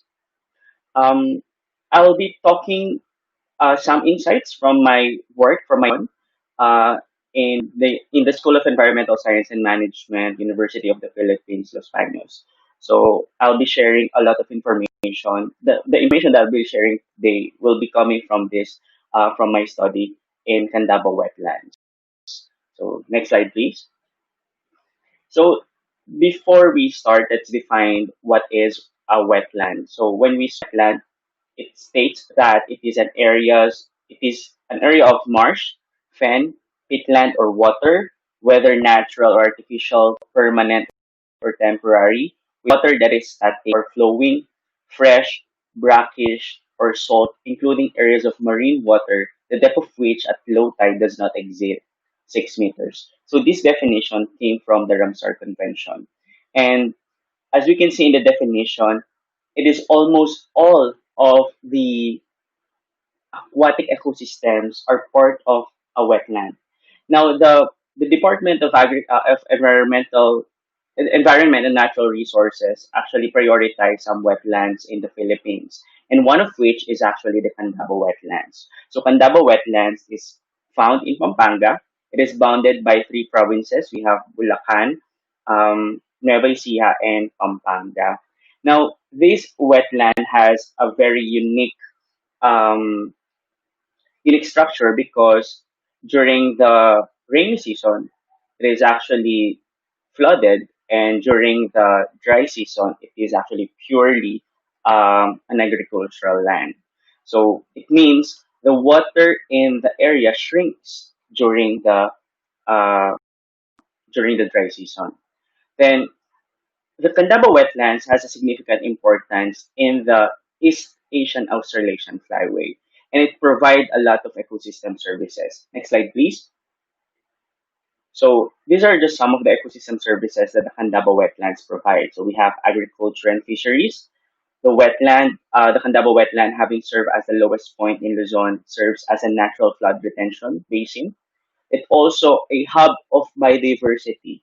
And of course, it also provides ecotourism opportunities and livelihood for the local. Now, as I've mentioned a while ago, it has a great importance in the context of the East Asian Australasian Flyway. So it means most of the migrants actually pass through the wetlands. So it is actually starting September onwards, it is actually the migration period of some of the birds because of the wintering period in other countries. So yun po yung importansya ng Tandava Wetlands in the East Asian Australasian Flyway. Next slide, please. Now, during my work in the Tandava Wetlands, I started working in the Tandava Wetlands in 2017. Um, we actually, these are just some of the individuals that we found. We have 11,369 individuals that we found. That is just only for 3 months, 3 different months that we gathered data from the site. So we found 69 species, 29 were migratory, 36 were resident, and 4 were actually endemic. So some of the birds that we found is actually the Philippine kukal, the Philippine pied fantail, the Philippine hen, and of course the Philippine duck, which is already vulnerable in terms of its status. Now, these are just some of the birds that we found. So, konting listahan lang po ito. The list is actually long, but I just provided here in your screen yung pong pinakamarami during our observation. So, we have the chestnut munia, the barn swallow, the cattle egret, the purple heron, straighted grassbird, and wandering whistling duck. We have sitting desert call, lentil pratin call, and so on and so forth. So as you can see, they are actually um, tabled in 3 different seasons. So different, it means iba-iba po yung structure ng wetland in this kind of season. So as we can see from this data, iba-ibang set of species composition yung meron dun sa isang site depending on the structure of the site. So in particular, dun sa April natin during the dry season, so, ito yung mga species natin na nakita. So, we have the straighted grassbird, the purple heron, a lot of terns actually, and Philippine pine fantail. Next slide, please. So, these are just images of the birds that we found in the site. So, we have actually the eastern grass owl. We have, I think this is the oriental pratin cole. We have the black uh, dargani. We have the black-crowned night heron. Then we also found clamorous reed warbler. Then we also found the paddy filtipit and the common kingfisher and great egret. So I would like to acknowledge actually a good friend of mine, Mr. Erickson Tabayag, who actually helped me during the site visit and also captured these amazing photos. So, and last, little grave. So, as you can see po, these actually amazing birds, they're actually beautiful. So, so it is very important that we need to conserve them. A lot of people are asking, what is the importance of migratory birds to humans? So, actually po, ang migratory birds, they have actually indirect impact to human beings. So, hindi talaga natin mararamdaman yung impact nila, but they have actually impact sa mga human beings. Actually, migratory birds play an important part in the ecosystem. So, they eat actually the insects and rodents, which actually saves the farmers money that they would spend for pesticides and crop protection measures. Aside from that, yung migratory birds po, they actually also serve a key function in the interconnected systems that keep the nature healthy. So it includes actually pollination, seed dispersal, and pest regulation. And aside from that, of course, yung aesthetic source of pride ng different cultures ng iba't ibang bansa sa Pilipinas. So, bakit nagstay yung mga migratory birds in the rice field? So, one factor is actually the vegetation structure. So, dito po sila nag-nest. Dito po sila nag-roost. Aside from that, migratory birds wants to have open spaces. Next, gusto din po nila ng their presence is actually dependent on the water level. So yung depth ng tubig. So there are birds that, of course, they love yung very shallow water. And there are some birds na they can actually, their presence actually there kapag kahit mataas yung tubig. And of course, yung macroinvertebrate biomass that actually serve as a food for the migratory birds. Now, in this table, it actually shows yung pong interactions ng birds and the rice fields. So, ano po yung one factor, of course, yung flooding period and date. So, if there is an early flooding and late drying, this actually favor water bird density diversity. So, magkakaroon po ng stopover ng migrating species. Next, yung flooding regime natin. As I've mentioned a while ago, changing water levels actually may also change yung bird composition o yung iba't ibang species po na meron doon sa ating lugar in respect to space and time.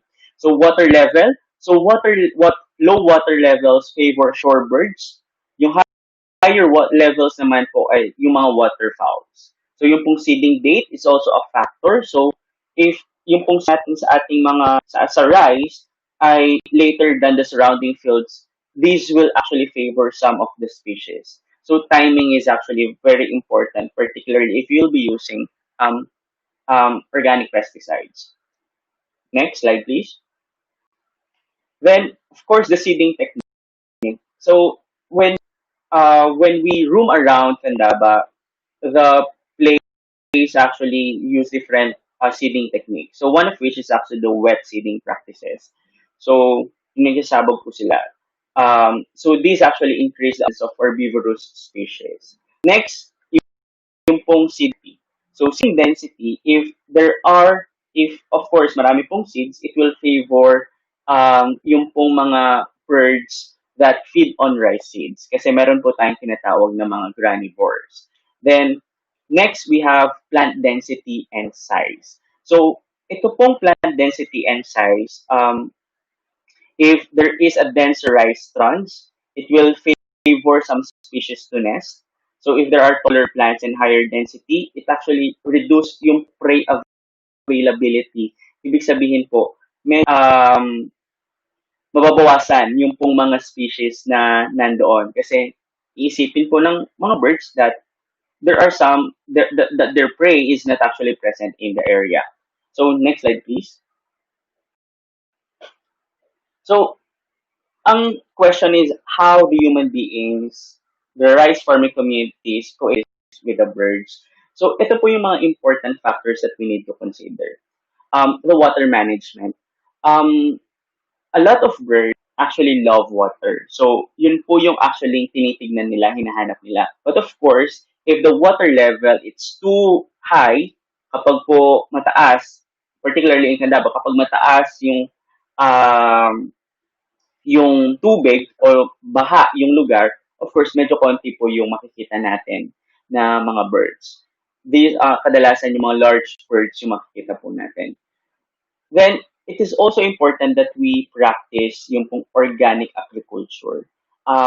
Because, as I've mentioned po doon sa presentation ni Doc Rizza a while ago, so, yung pong ating mga pesticides, they might kill this species. So, importante po yun. Of course, yung pong ating rice plant and field structure, importante ma-consider po natin yung timing ng pagtatanim. Of course, if we will plant during the migration period, yung peak ng migration period, of course, maapektuhan po yung ating mga pananim. So, proper timing is very important. Then, lastly, we have to consider yung management schemes. So, yung pong management schemes, ibig sabihin po nito, we have to look Tandava Wetlands or any wetland in particular, not just actually an ecosystem, but also as a socio-ecological system. What is the meaning of this po ng socio-ecological system? We have to understand the interactions of the ecological, the economic, and social systems. So we can actually develop plans and strategies on how to conserve the wetland and the species. So, hindi yung ating management it should not be only favor a one system. So it should also favor all of the systems that is present in the area.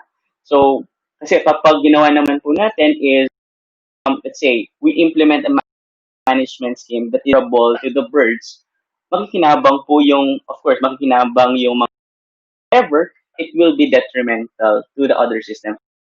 So what I'm trying to say is we have to balance everything that it should be favorable to all of these systems. Now for the Tandava Wetlands, it is actually very challenging to develop a management strategy as compared to a wetland that is classified as a protected area. Because a protected area, it's actually bounded by specific law. Now, bakit mahirap? Medyo mahirap yung sa Tandava Wetlands. It's because the wetland itself, it's privatized. It means yung pong mga landowners doon sa wetlands, they have actually the autonomy on how are use the wetland. Now, ano po yung kailangan natin gawin? So, what is the meaning of this? So, it means we should create a management strategies that has a strong involvement of the community, particularly the farmers. So, importante po yung role ng bawat isa, particularly the farmers, doon sa ating management strategy. So, in my dissertation, we actually conducted scenario development among the farmers. We talked to almost 400 farmers in the site, scattered in all 53 barangays of Tandava Wetlands. So from these scenarios, we actually draft we captured what they want to see in the wetland ecosystem future. So we created these scenarios, and I tried to create an optimal scenario on how can we possibly manage the site or the Tandava Wetlands. Next slide, please. So it is important that we consider a nature-based solution in the management of the wetlands. Management of the wetlands, of Tandava Wetlands, we need to develop and implement a multi-stakeholder participatory interdisciplinary program that internalizes the principles of sustainable agriculture and natural resource management on a landscape scale. We think that this is actually an appropriate strategy for Tandava Wetlands, considering that the land is actually privatized. So, makita natin yung multi-stakeholder approach. Usually, this principle is being implemented in a protected area management, in protected area. But it doesn't mean that this approach is not applicable for the Tandava Wetlands. So, bakit multi-stakeholder approach? I will explain it later further. So, yung dapat programang i-develop po natin, it should be a program that would acknowledge the importance of ecological, social, economic, as well as the political environments to the communities and farmers in the Tandava. So, while ginagawa po natin yung mga tinatawag nating nature-based solutions to environment and societal challenges. Next slide, please. So, paano po natin ito gagawin? So, farmers should not just only be a source of information, but farmers should serve as a co-equals. It means they should be an active participant in the development process. So, kailangan ma-involve po sila mula doon sa development ng kung anumang programang i-implement, and they should be informed. They should be informed with the local knowledge systems and conservative users of available resources. So, one thing notice in Tandava, when we talk to the farmers, they are very willing to know information, and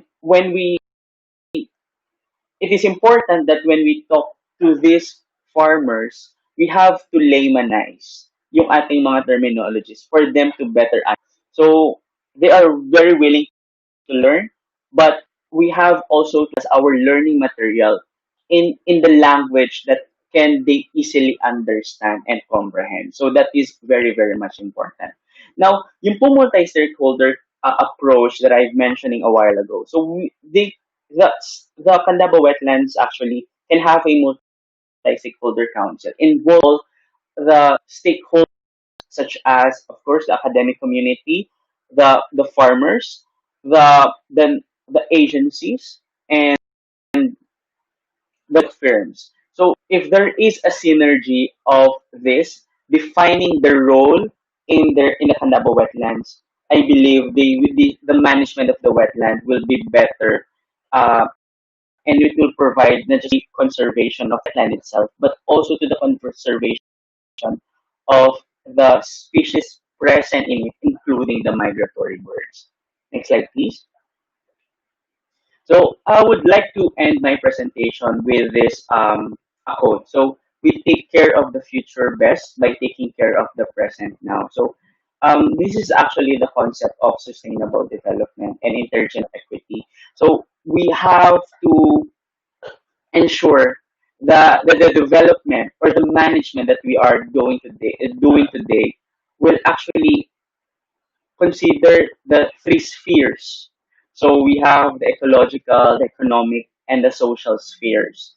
So it should be a balance of these three systems. And intergenerational equity, it's very important kasi kailangan maranasan din ng future generation what we are experiencing, the beauty that we are experiencing right now, and that we should be implementing, should not compromise that. So again, thank you very much for listening. So I would like to acknowledge my funding agencies during the course of my work. So we have actually the Jerica and Shed, and of course yung po municipality of Candama who helped me in the course po nung aking paggawa ng activities in the site. They are actually very generous and even open homes us during our fields. And again, dakal pong salamat and thank you very much.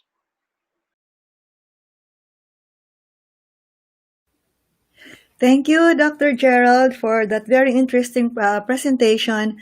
You have raised a lot of suggestions that I'm sure will be discussed. We can discuss during the open forum. So while we are preparing the questions that we're collecting from the comment boxes, we will try to play now the message of Dr. Henry Adornado. So wish us luck. Thank you, and good morning, everyone. On behalf of the Department of Environment and Natural Resources, I would like to sincerely thank our esteemed partner, the Society for the Conservation of Philippine Wetlands Incorporated, for organizing this online event as we celebrate World Migratory Bird Day despite the COVID-19 pandemic.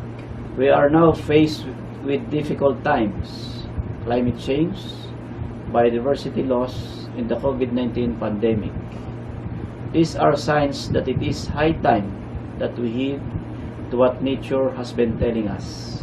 Today, let us reflect on the significance of migratory water birds, the epic journey they endure as they fly thousands of miles, the agricultural wetlands which serve as their habitat, and at the same time provide various benefits to us humans, particularly in food security.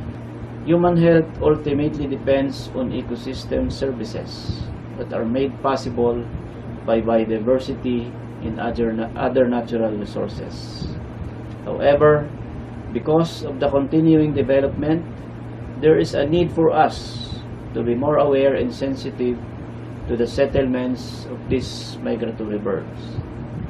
Wetlands are not just important waterbird habitats. They are also one of the most threatened habitats in the world.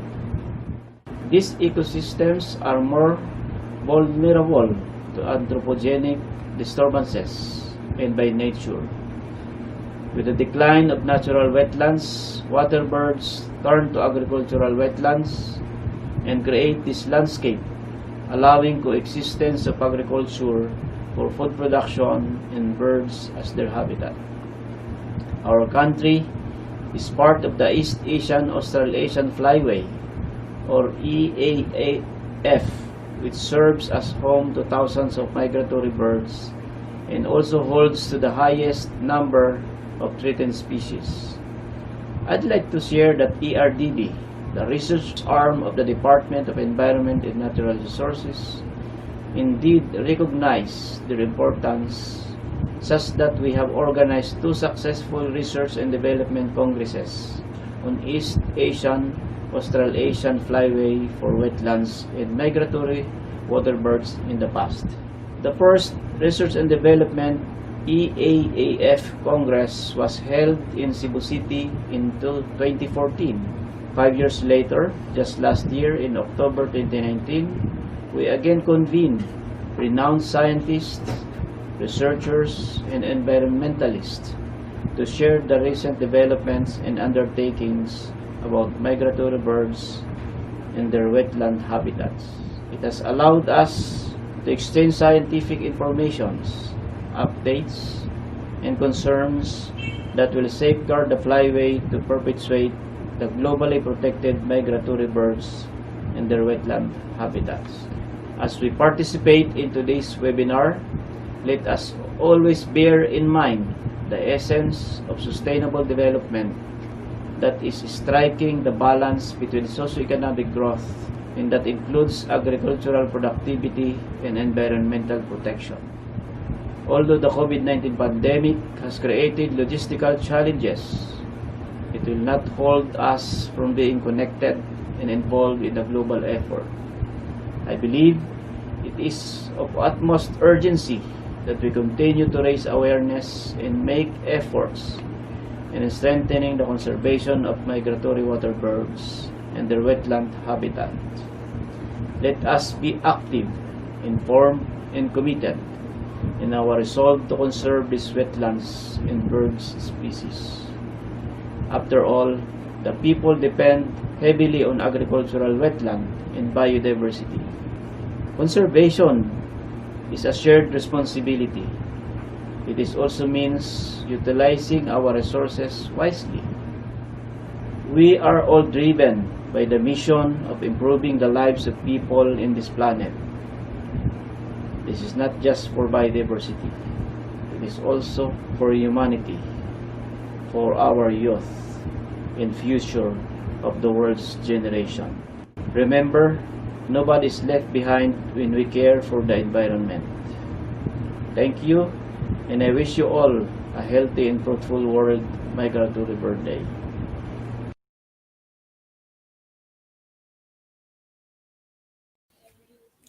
So that was the message of Dr. Adornado. We will now move on to the open forum. And I think the first question is already up.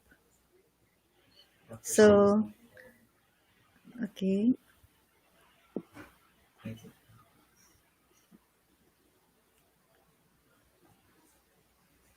So the first question is from Derek Boado from the Don Mariano Marcos Memorial State University in Agoo, La Union. The question is, I think anybody among the panel can answer this. How does migration benefit birds and environment? Who would like to take the first shot? Can I answer? Maybe yes. All right. So how does bird migration benefit from, why do they migrate? They have to migrate to perpetuate themselves because their breeding site, when winter comes, there'll be no more food. So surely they'll die. So in order to continue living, they have to fly down south to warmer countries and let winter pass there. So those that breed in Siberia, northern China, Mongolia, and even Alaska, they move down south. So in the case of the East Asian Australasian Flyway, millions of birds move down south until the ends of Australia and New Zealand. So they have to do it or else they will die. And then the environment, the importance of migratory birds, there are very good indicators of the status of our ecosystem. For the researchers, say previously, one intertidal flat or wetland is being visited because of the presence of a lot of macrobenthic fauna that are edible, palatable to the birds. And then after the next migration season, they're no longer there. It's either there's no more food or something's wrong with that ecosystem. It's either if there's no more food, like they clear cut the mangroves, so there's no more detritus materials that are being taken in by the benthic fauna, and this benthic fauna are the food for these water birds. So if there are no more detritus materials, there'll be no more, the population of the benthic fauna will decline, so wala nang makakain. And now it's a red flag. It's a warning so that decision makers has to do something kasi nasisira ang ecosystem. So the birds are very good indicators. Hindi naman sila magsasalita, but the researchers will have to observe, bakit nagkaganon? Something must be done. We have to save this environment. We have to save this habitat of the birds, not just for the birds, but for the people as well. Kasi, say, the intertidal flats, they are the spawning ground and nursery ground of commercially important fishes. So in their juvenile stage, nandun sila, doon sa wetlands. But in their adult stage, they go offshore. So it's the spawning ground and nursery ground. So pag wala na dong birds, ibig sabihin, baka nasisira na or nag-iiba na ang ecological character nitong kanilang kinakainan. So the decision makers, as per recommendation ng mga researchers, they have to do something to protect, to conserve, not just for the birds, but especially for the people, for the livelihood ng mga tao. I hope I answered the question. Okay, so thank you, Dr. Sim. I think that was a very good answer to that question. Let me just mention that we have more than 350 plus viewers right now, and some of them are from Bohol, Cebu City, Davao Oriental, Napocor, Caliraya, Caraga State University, San Rosica, Camiling, Los Baños, Laguna, and Zamboanga, Sibugay. I'll read the rest later. Okay, so let's take on the next question. This is from Jerome Montemayor. Are there any indication of if there are peatland areas in the Tandava Wetlands? Who would like to take this question? I'll answer the question po. So, research so far on the literature, based on literature, there's no study yet on if there's a presence of peatland in Tandava Wetland. So this could be actually an imaging study or that we can possibly work on in the future. There's a presence of peatland area in the wetland.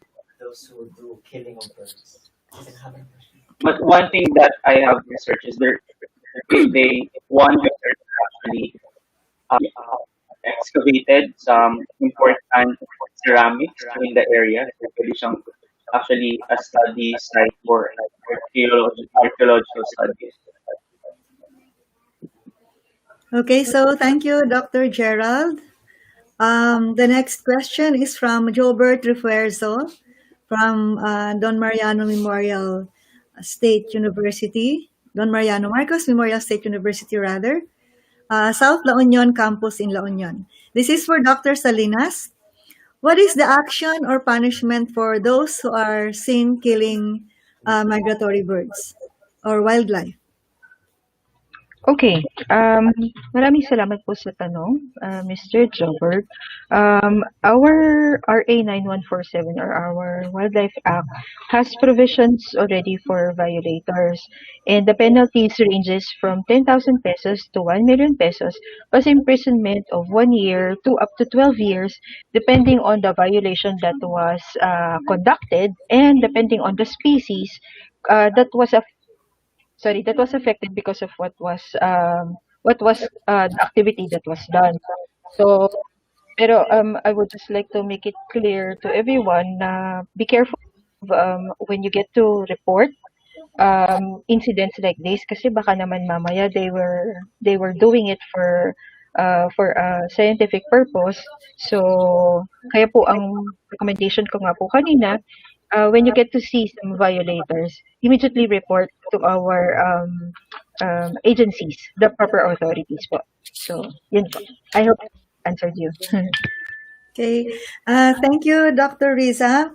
We also have viewers from the people of Pit Supa 2 Project, CDD Region 3, Talacogon, Agusan del Sur, DENR Car Baguio, Tagum City, Pasay City, MSU DENR 9, DENR Penroseno, Matalam, Cotabato, Puerto Princesa, and the rest later. Okay, so next question from Rasmaya Maliksi.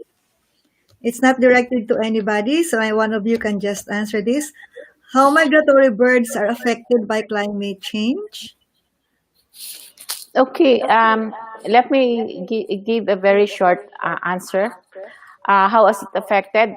The timing of their migration, the onset, sometimes they thought it's still summer kasi mainit pa doon sa kanilang breeding area.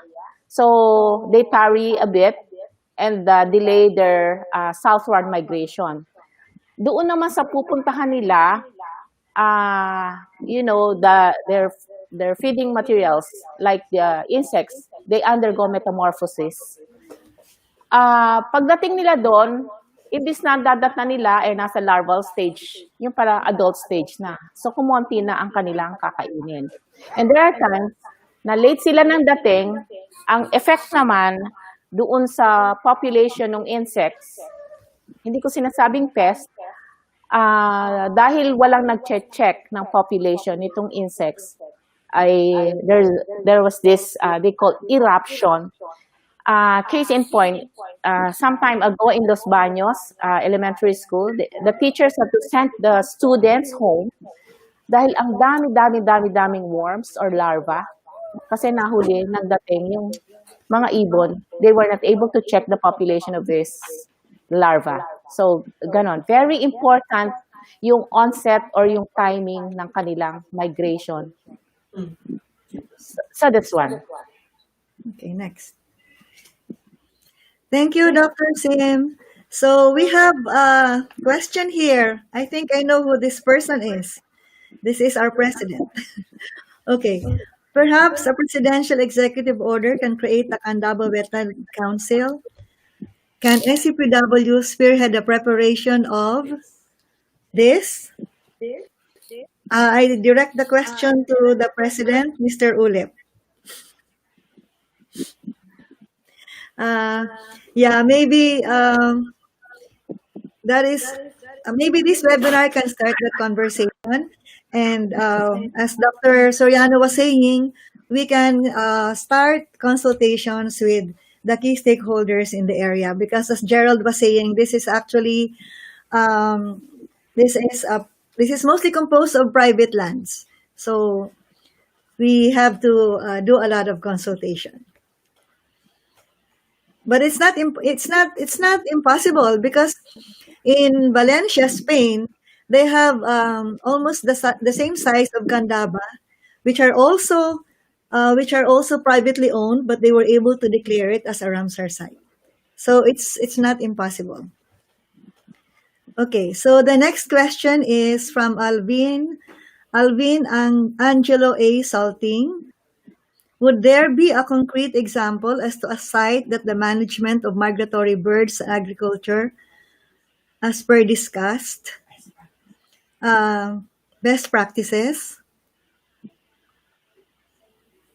Are there best practices? I guess best practices in migratory birds and agriculture management.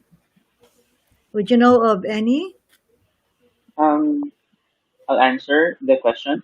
There are a Okay. lot actually of researches in Spain that we could actually adopt. I've just read a recent article on this on the management of migratory birds in agriculture. So probably we review this as suggested by the question. We could review this and try to implement it in our local setting. Okay, thank you, Dr. Gerald. The next question is from Flane S. Simorlan. Are all migratory birds affected during bird flu? I think this goes to Dr. Rizza. Yes, uh,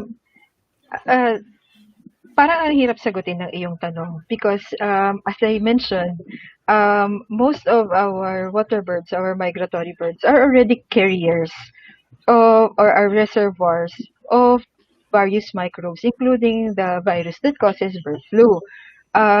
But as I mentioned, what they carry is the low pathogenic or the harmless strain of the bird flu virus. So far, dito po sa atin, wala pa po tayong incident at or any cases that reported cases na meron pong migratory birds na nag-positive for bird flu.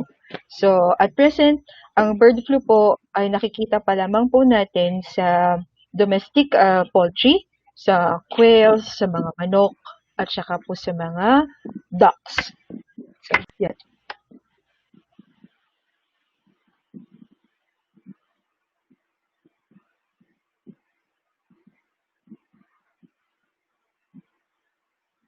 I hope I answered the question, Miss Sammy.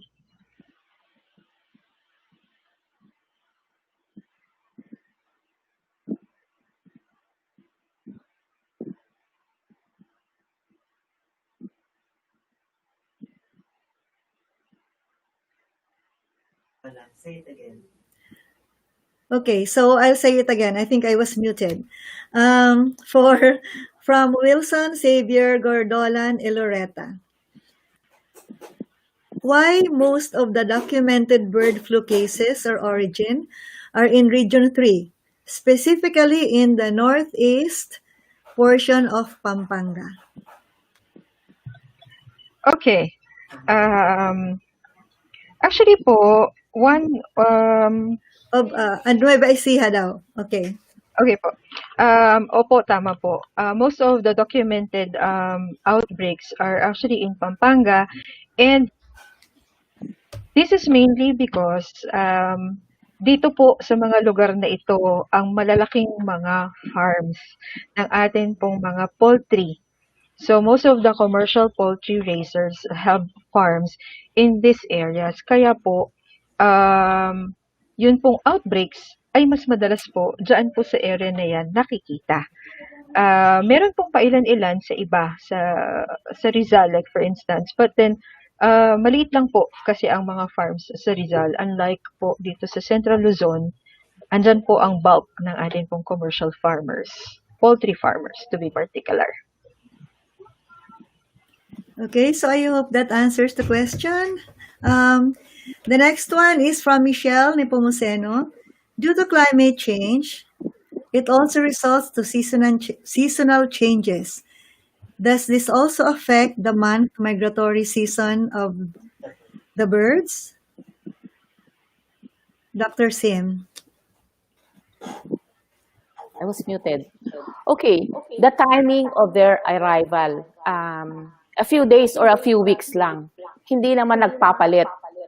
Hindi sila dapat abutan ng winter in the place where they breed. And even the young, the fledgling, they have to grow their feathers and be ready to fly.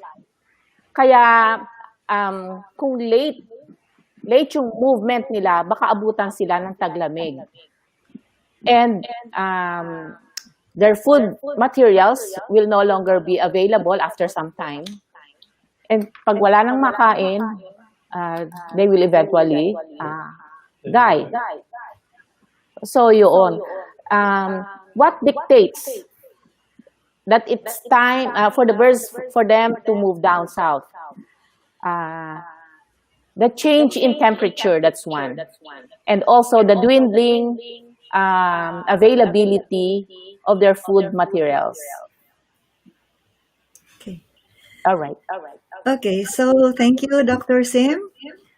From Angelica J. Ibus, how to help stranded migratory birds? Okay. May mga stranded during typhoon, the birds that don't usually visit a certain site ay napadpad or na-stranded doon because of say typhoon or other extreme weather events. Now, if they're still alive, there are a number of DNR offices and they have rescue centers. Pwedeng i-refer sa rescue centers ng DNR regional offices. They're willing to give assistance. Wala pang tina-turn down ang DNR. Okay, so ganun lang. You have to report it. And we appreciate if you report it to the Biodiversity Management Bureau in writing. Or pwedeng i-text. Ina-action na nila yon. Naka-text or tawag. Mabilis umaksyon ng BMB. Can I add lang po sa sinabi po ni Dr. Sin? Yes, the best way to help stranded migratory birds, lalo na po kapag po nakita natin na mahina sila, is to get them at dalhin po natin sa mga rescue centers kung saan po sila i-observe further and they need veterinary medical attention, then may mabibigyan po sila ng karampatang attention. And then, when they are already good to go, or nakita na na-rehabilitate na sila and they can already fly again, so that's the time ipakakawalan po sila ulit yun, para po makasama na sila ng ibang flock po. Thank you, Doc Sim. Okay, so thank you, Dr. Rizza. Let me just give an announcement that at the end of the webinar, we will be flashing how you will get your certificate of participation. Okay, so a screen will be flashed at the end of the webinar. Next question is, does migratory birds affect food production in wetland agriculture? How? And how? So,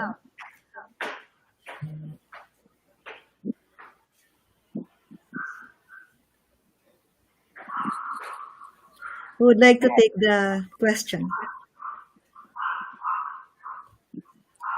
Gerald? Did I? Okay. So, does the migratory birds affect the food production in wetland agriculture? Actually, there is interaction between the birds and the rice field in particular. So, of course, there are some birds na granivores sila. That's why what I'm trying to say is timing of the planting should be considered so that maiwasan itong probable food loss doon sa ating wetland agriculture. But yeah, there is an interaction existing. Okay, so thank you, Dr. Gerald. I think we will now take the last two questions. Is that right? Okay, wait. Okay, so this one is from Minette Marie Caceres Alcantara. Oh, no, sorry. It's from Alon J. Velasquez. What are the effects of current and pending reclamation projects on migratory birds? Anybody would like to take on the question? Okay, I'll take the question po. So there's also actually a similar question. Why? Because I'm browsing the Facebook page. It will basically affect yung. I think this is very particular into the the Bulacan Airport that is being constructed, about to be constructed. So, of course, yung pong mga reclamation area, it will reduce yung mga habitat supposedly ng mga migratory birds or yung mga feeding areas nila. So, maapektuhan po yung dami, yung species diversity as well as the composition. But that doesn't mean na mababawasan sila because since these are migratory birds, of course, they will look for a different area where they can feed on. Now, with regards to the Bulacan airport, um, medyo I think they have also to consider yung doon sa traffic ng mga migratory birds. Of course, they will be really affected. However, we cannot really comment on that in detail because personally I don't have enough details. But I believe this Bulacan Airport, according to the literature that I've read, there is already an impact assessment that is already done. So that's why yung Bulacan Airport is being pursued now. Okay. Miss Amy, may I add? There is a direct and indirect effect. If the feeding intertidal flat, the feeding ground of the birds had been cemented or reclaimed, so nawala na siya. Just like Dr. Gerald said, they will have to look for other feeding sites. That's one. For non-migratory, if the area is their breeding area, mas malaking kawalan sa kanila because most of these breeding birds are imprinted to that very site where they used to breed. So I do not know if their reproductive capability will adversely affected. It looks like it will be adversely affected, but we have to study that some more. So, yung mga impending reclamation, say sa Manila Bay, if it is quite far from the protected area that we have, like the LPPCEA, we have to check if yung water movement within Manila Bay would affect or would submerge the areas, the roosting site or the feeding site of these migratory birds. Pero ang titingnan din naman natin yung effect dun sa tao, sa mga tao. Not just migratory birds. As I said, they are indicators. So, for more than 5 years, we've been doing water bird count in that very area. Now, halimbawa na-reclaim na this year and then next year wala nang ibon, it says something. Ibig sabihin, merong adverse effect sa migratory birds. That's one. And then, sa Japan, they lost vast intertidal flat to give way to another land use. Yung Tokyo Disneyland, it used to be a vast feeding ground ng migratory water birds, but they lost more than 75% of the area. Nakakalungkot, hindi ba? But what the locals did, they created artificial wetlands to provide the migratory water birds feeding and roosting ground. So, offsetting ang ginawa. Okay. Yes. Thank you for that additional information, Dr. Sim. We will now tackle the last question. It's from Anonymous. How to integrate farming lands with minimal encroachment into protected wildlife areas?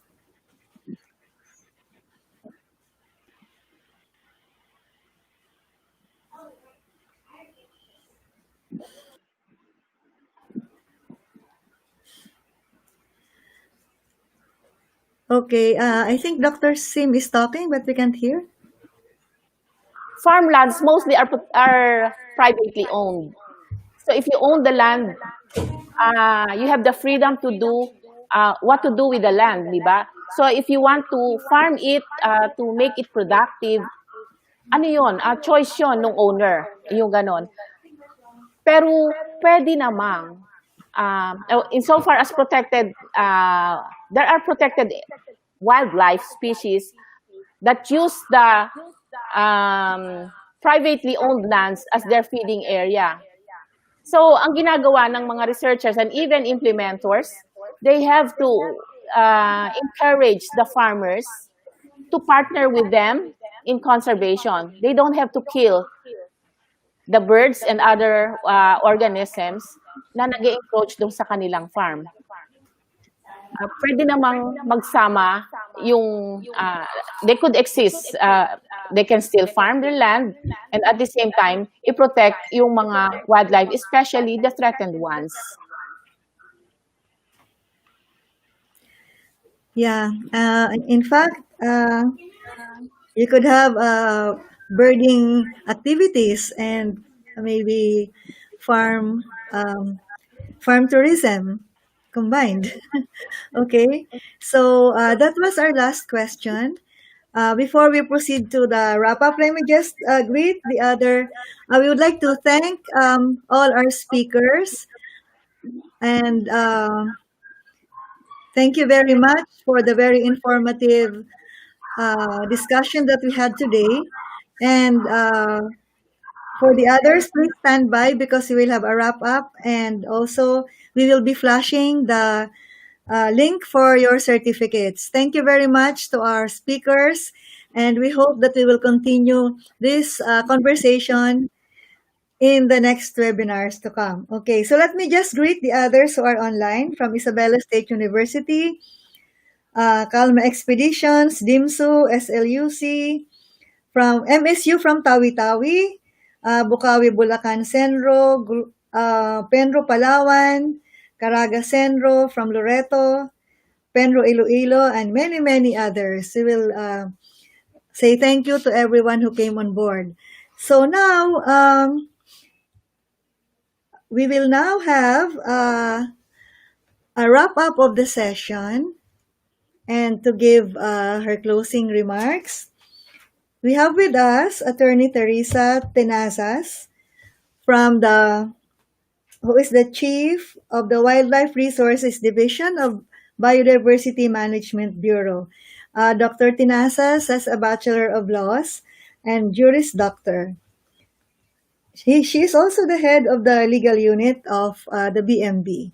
So, ladies and gentlemen, the wrap-up will be given by Attorney Tenazas.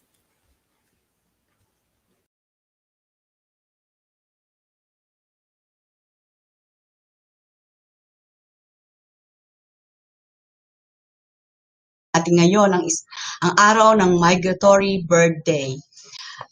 Once again, this day reminds to us that ours is a shared world and with a myriad of living creatures, including birds.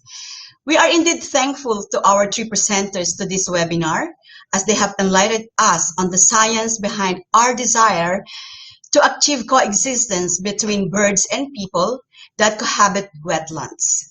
Thank you for taking pains and trouble in explaining to us the importance of the valuable services that wetlands provides to the community and for explaining to us the proper handling of migratory wild birds for its conservation and of course to prevent transmission of zoonotic diseases. There are several lessons and realizations imparted by our speakers, but let me highlight some of which to me are very important as on wetland conservation for the benefit of migratory birds and humans and communities in its entirety. First insight is the conservation of migratory bird wetland habitats. It is tightly linked to our health, social, cultural, and economic well-being. As elucidated, birds in general provide critical services such as seed dispersal, pollination, pest control, which are vital to sustaining life on every corner of the earth. The conservation needs of migratory birds elicited the relatively new concept of ecological connectivity and connectivity conservation, with application result to maintenance of the most important wetland ecosystem across nations, as exemplified by the Flyway network sites across the 22 countries within East Asia and Australian region. The cooperation and partnership between and among the local government units and its people, and between and among nations that emerge out of the common desire to protect wetlands for migratory birds and people, indeed demonstrate that birds connect the world. Secondly, wetlands are indeed important for both the survival of human and bird communities, and neither should be excluded for the benefit of both. This leads us now to challenge of coexistence, which can only be achieved if pristine and functional wetlands is formally recognized as integral part of our landscape, including our agricultural landscape. The Tandava Wetlands was placed in a spotlight to highlight the issue on bird-human coexistence, and hopefully we can build our actions on the recommendations from this webinar to achieve bird-human coexistence in Tandava and other areas with similar concerns. Thirdly, naturally occurring viruses are part of nature's fauna, which reservoir can be found in migratory birds and other wildlife species. Wild viruses can be precursors of infectious diseases when transferred to another host or environment. However, migratory birds are also vulnerable to zoonotic diseases coming from domestic animals. The Philippines is no longer a bird flu-free country, with the advent of outbreaks since 2017. Biosecurity in livestock farms and maintenance of wetland habitats are key to limiting wild birds and domestic birds' interaction to prevent the occurrence of zoonotic diseases. This is another challenge that we need to address as part of our response to COVID-19 pandemic to prevent similar zoonotic disease outbreaks in the future.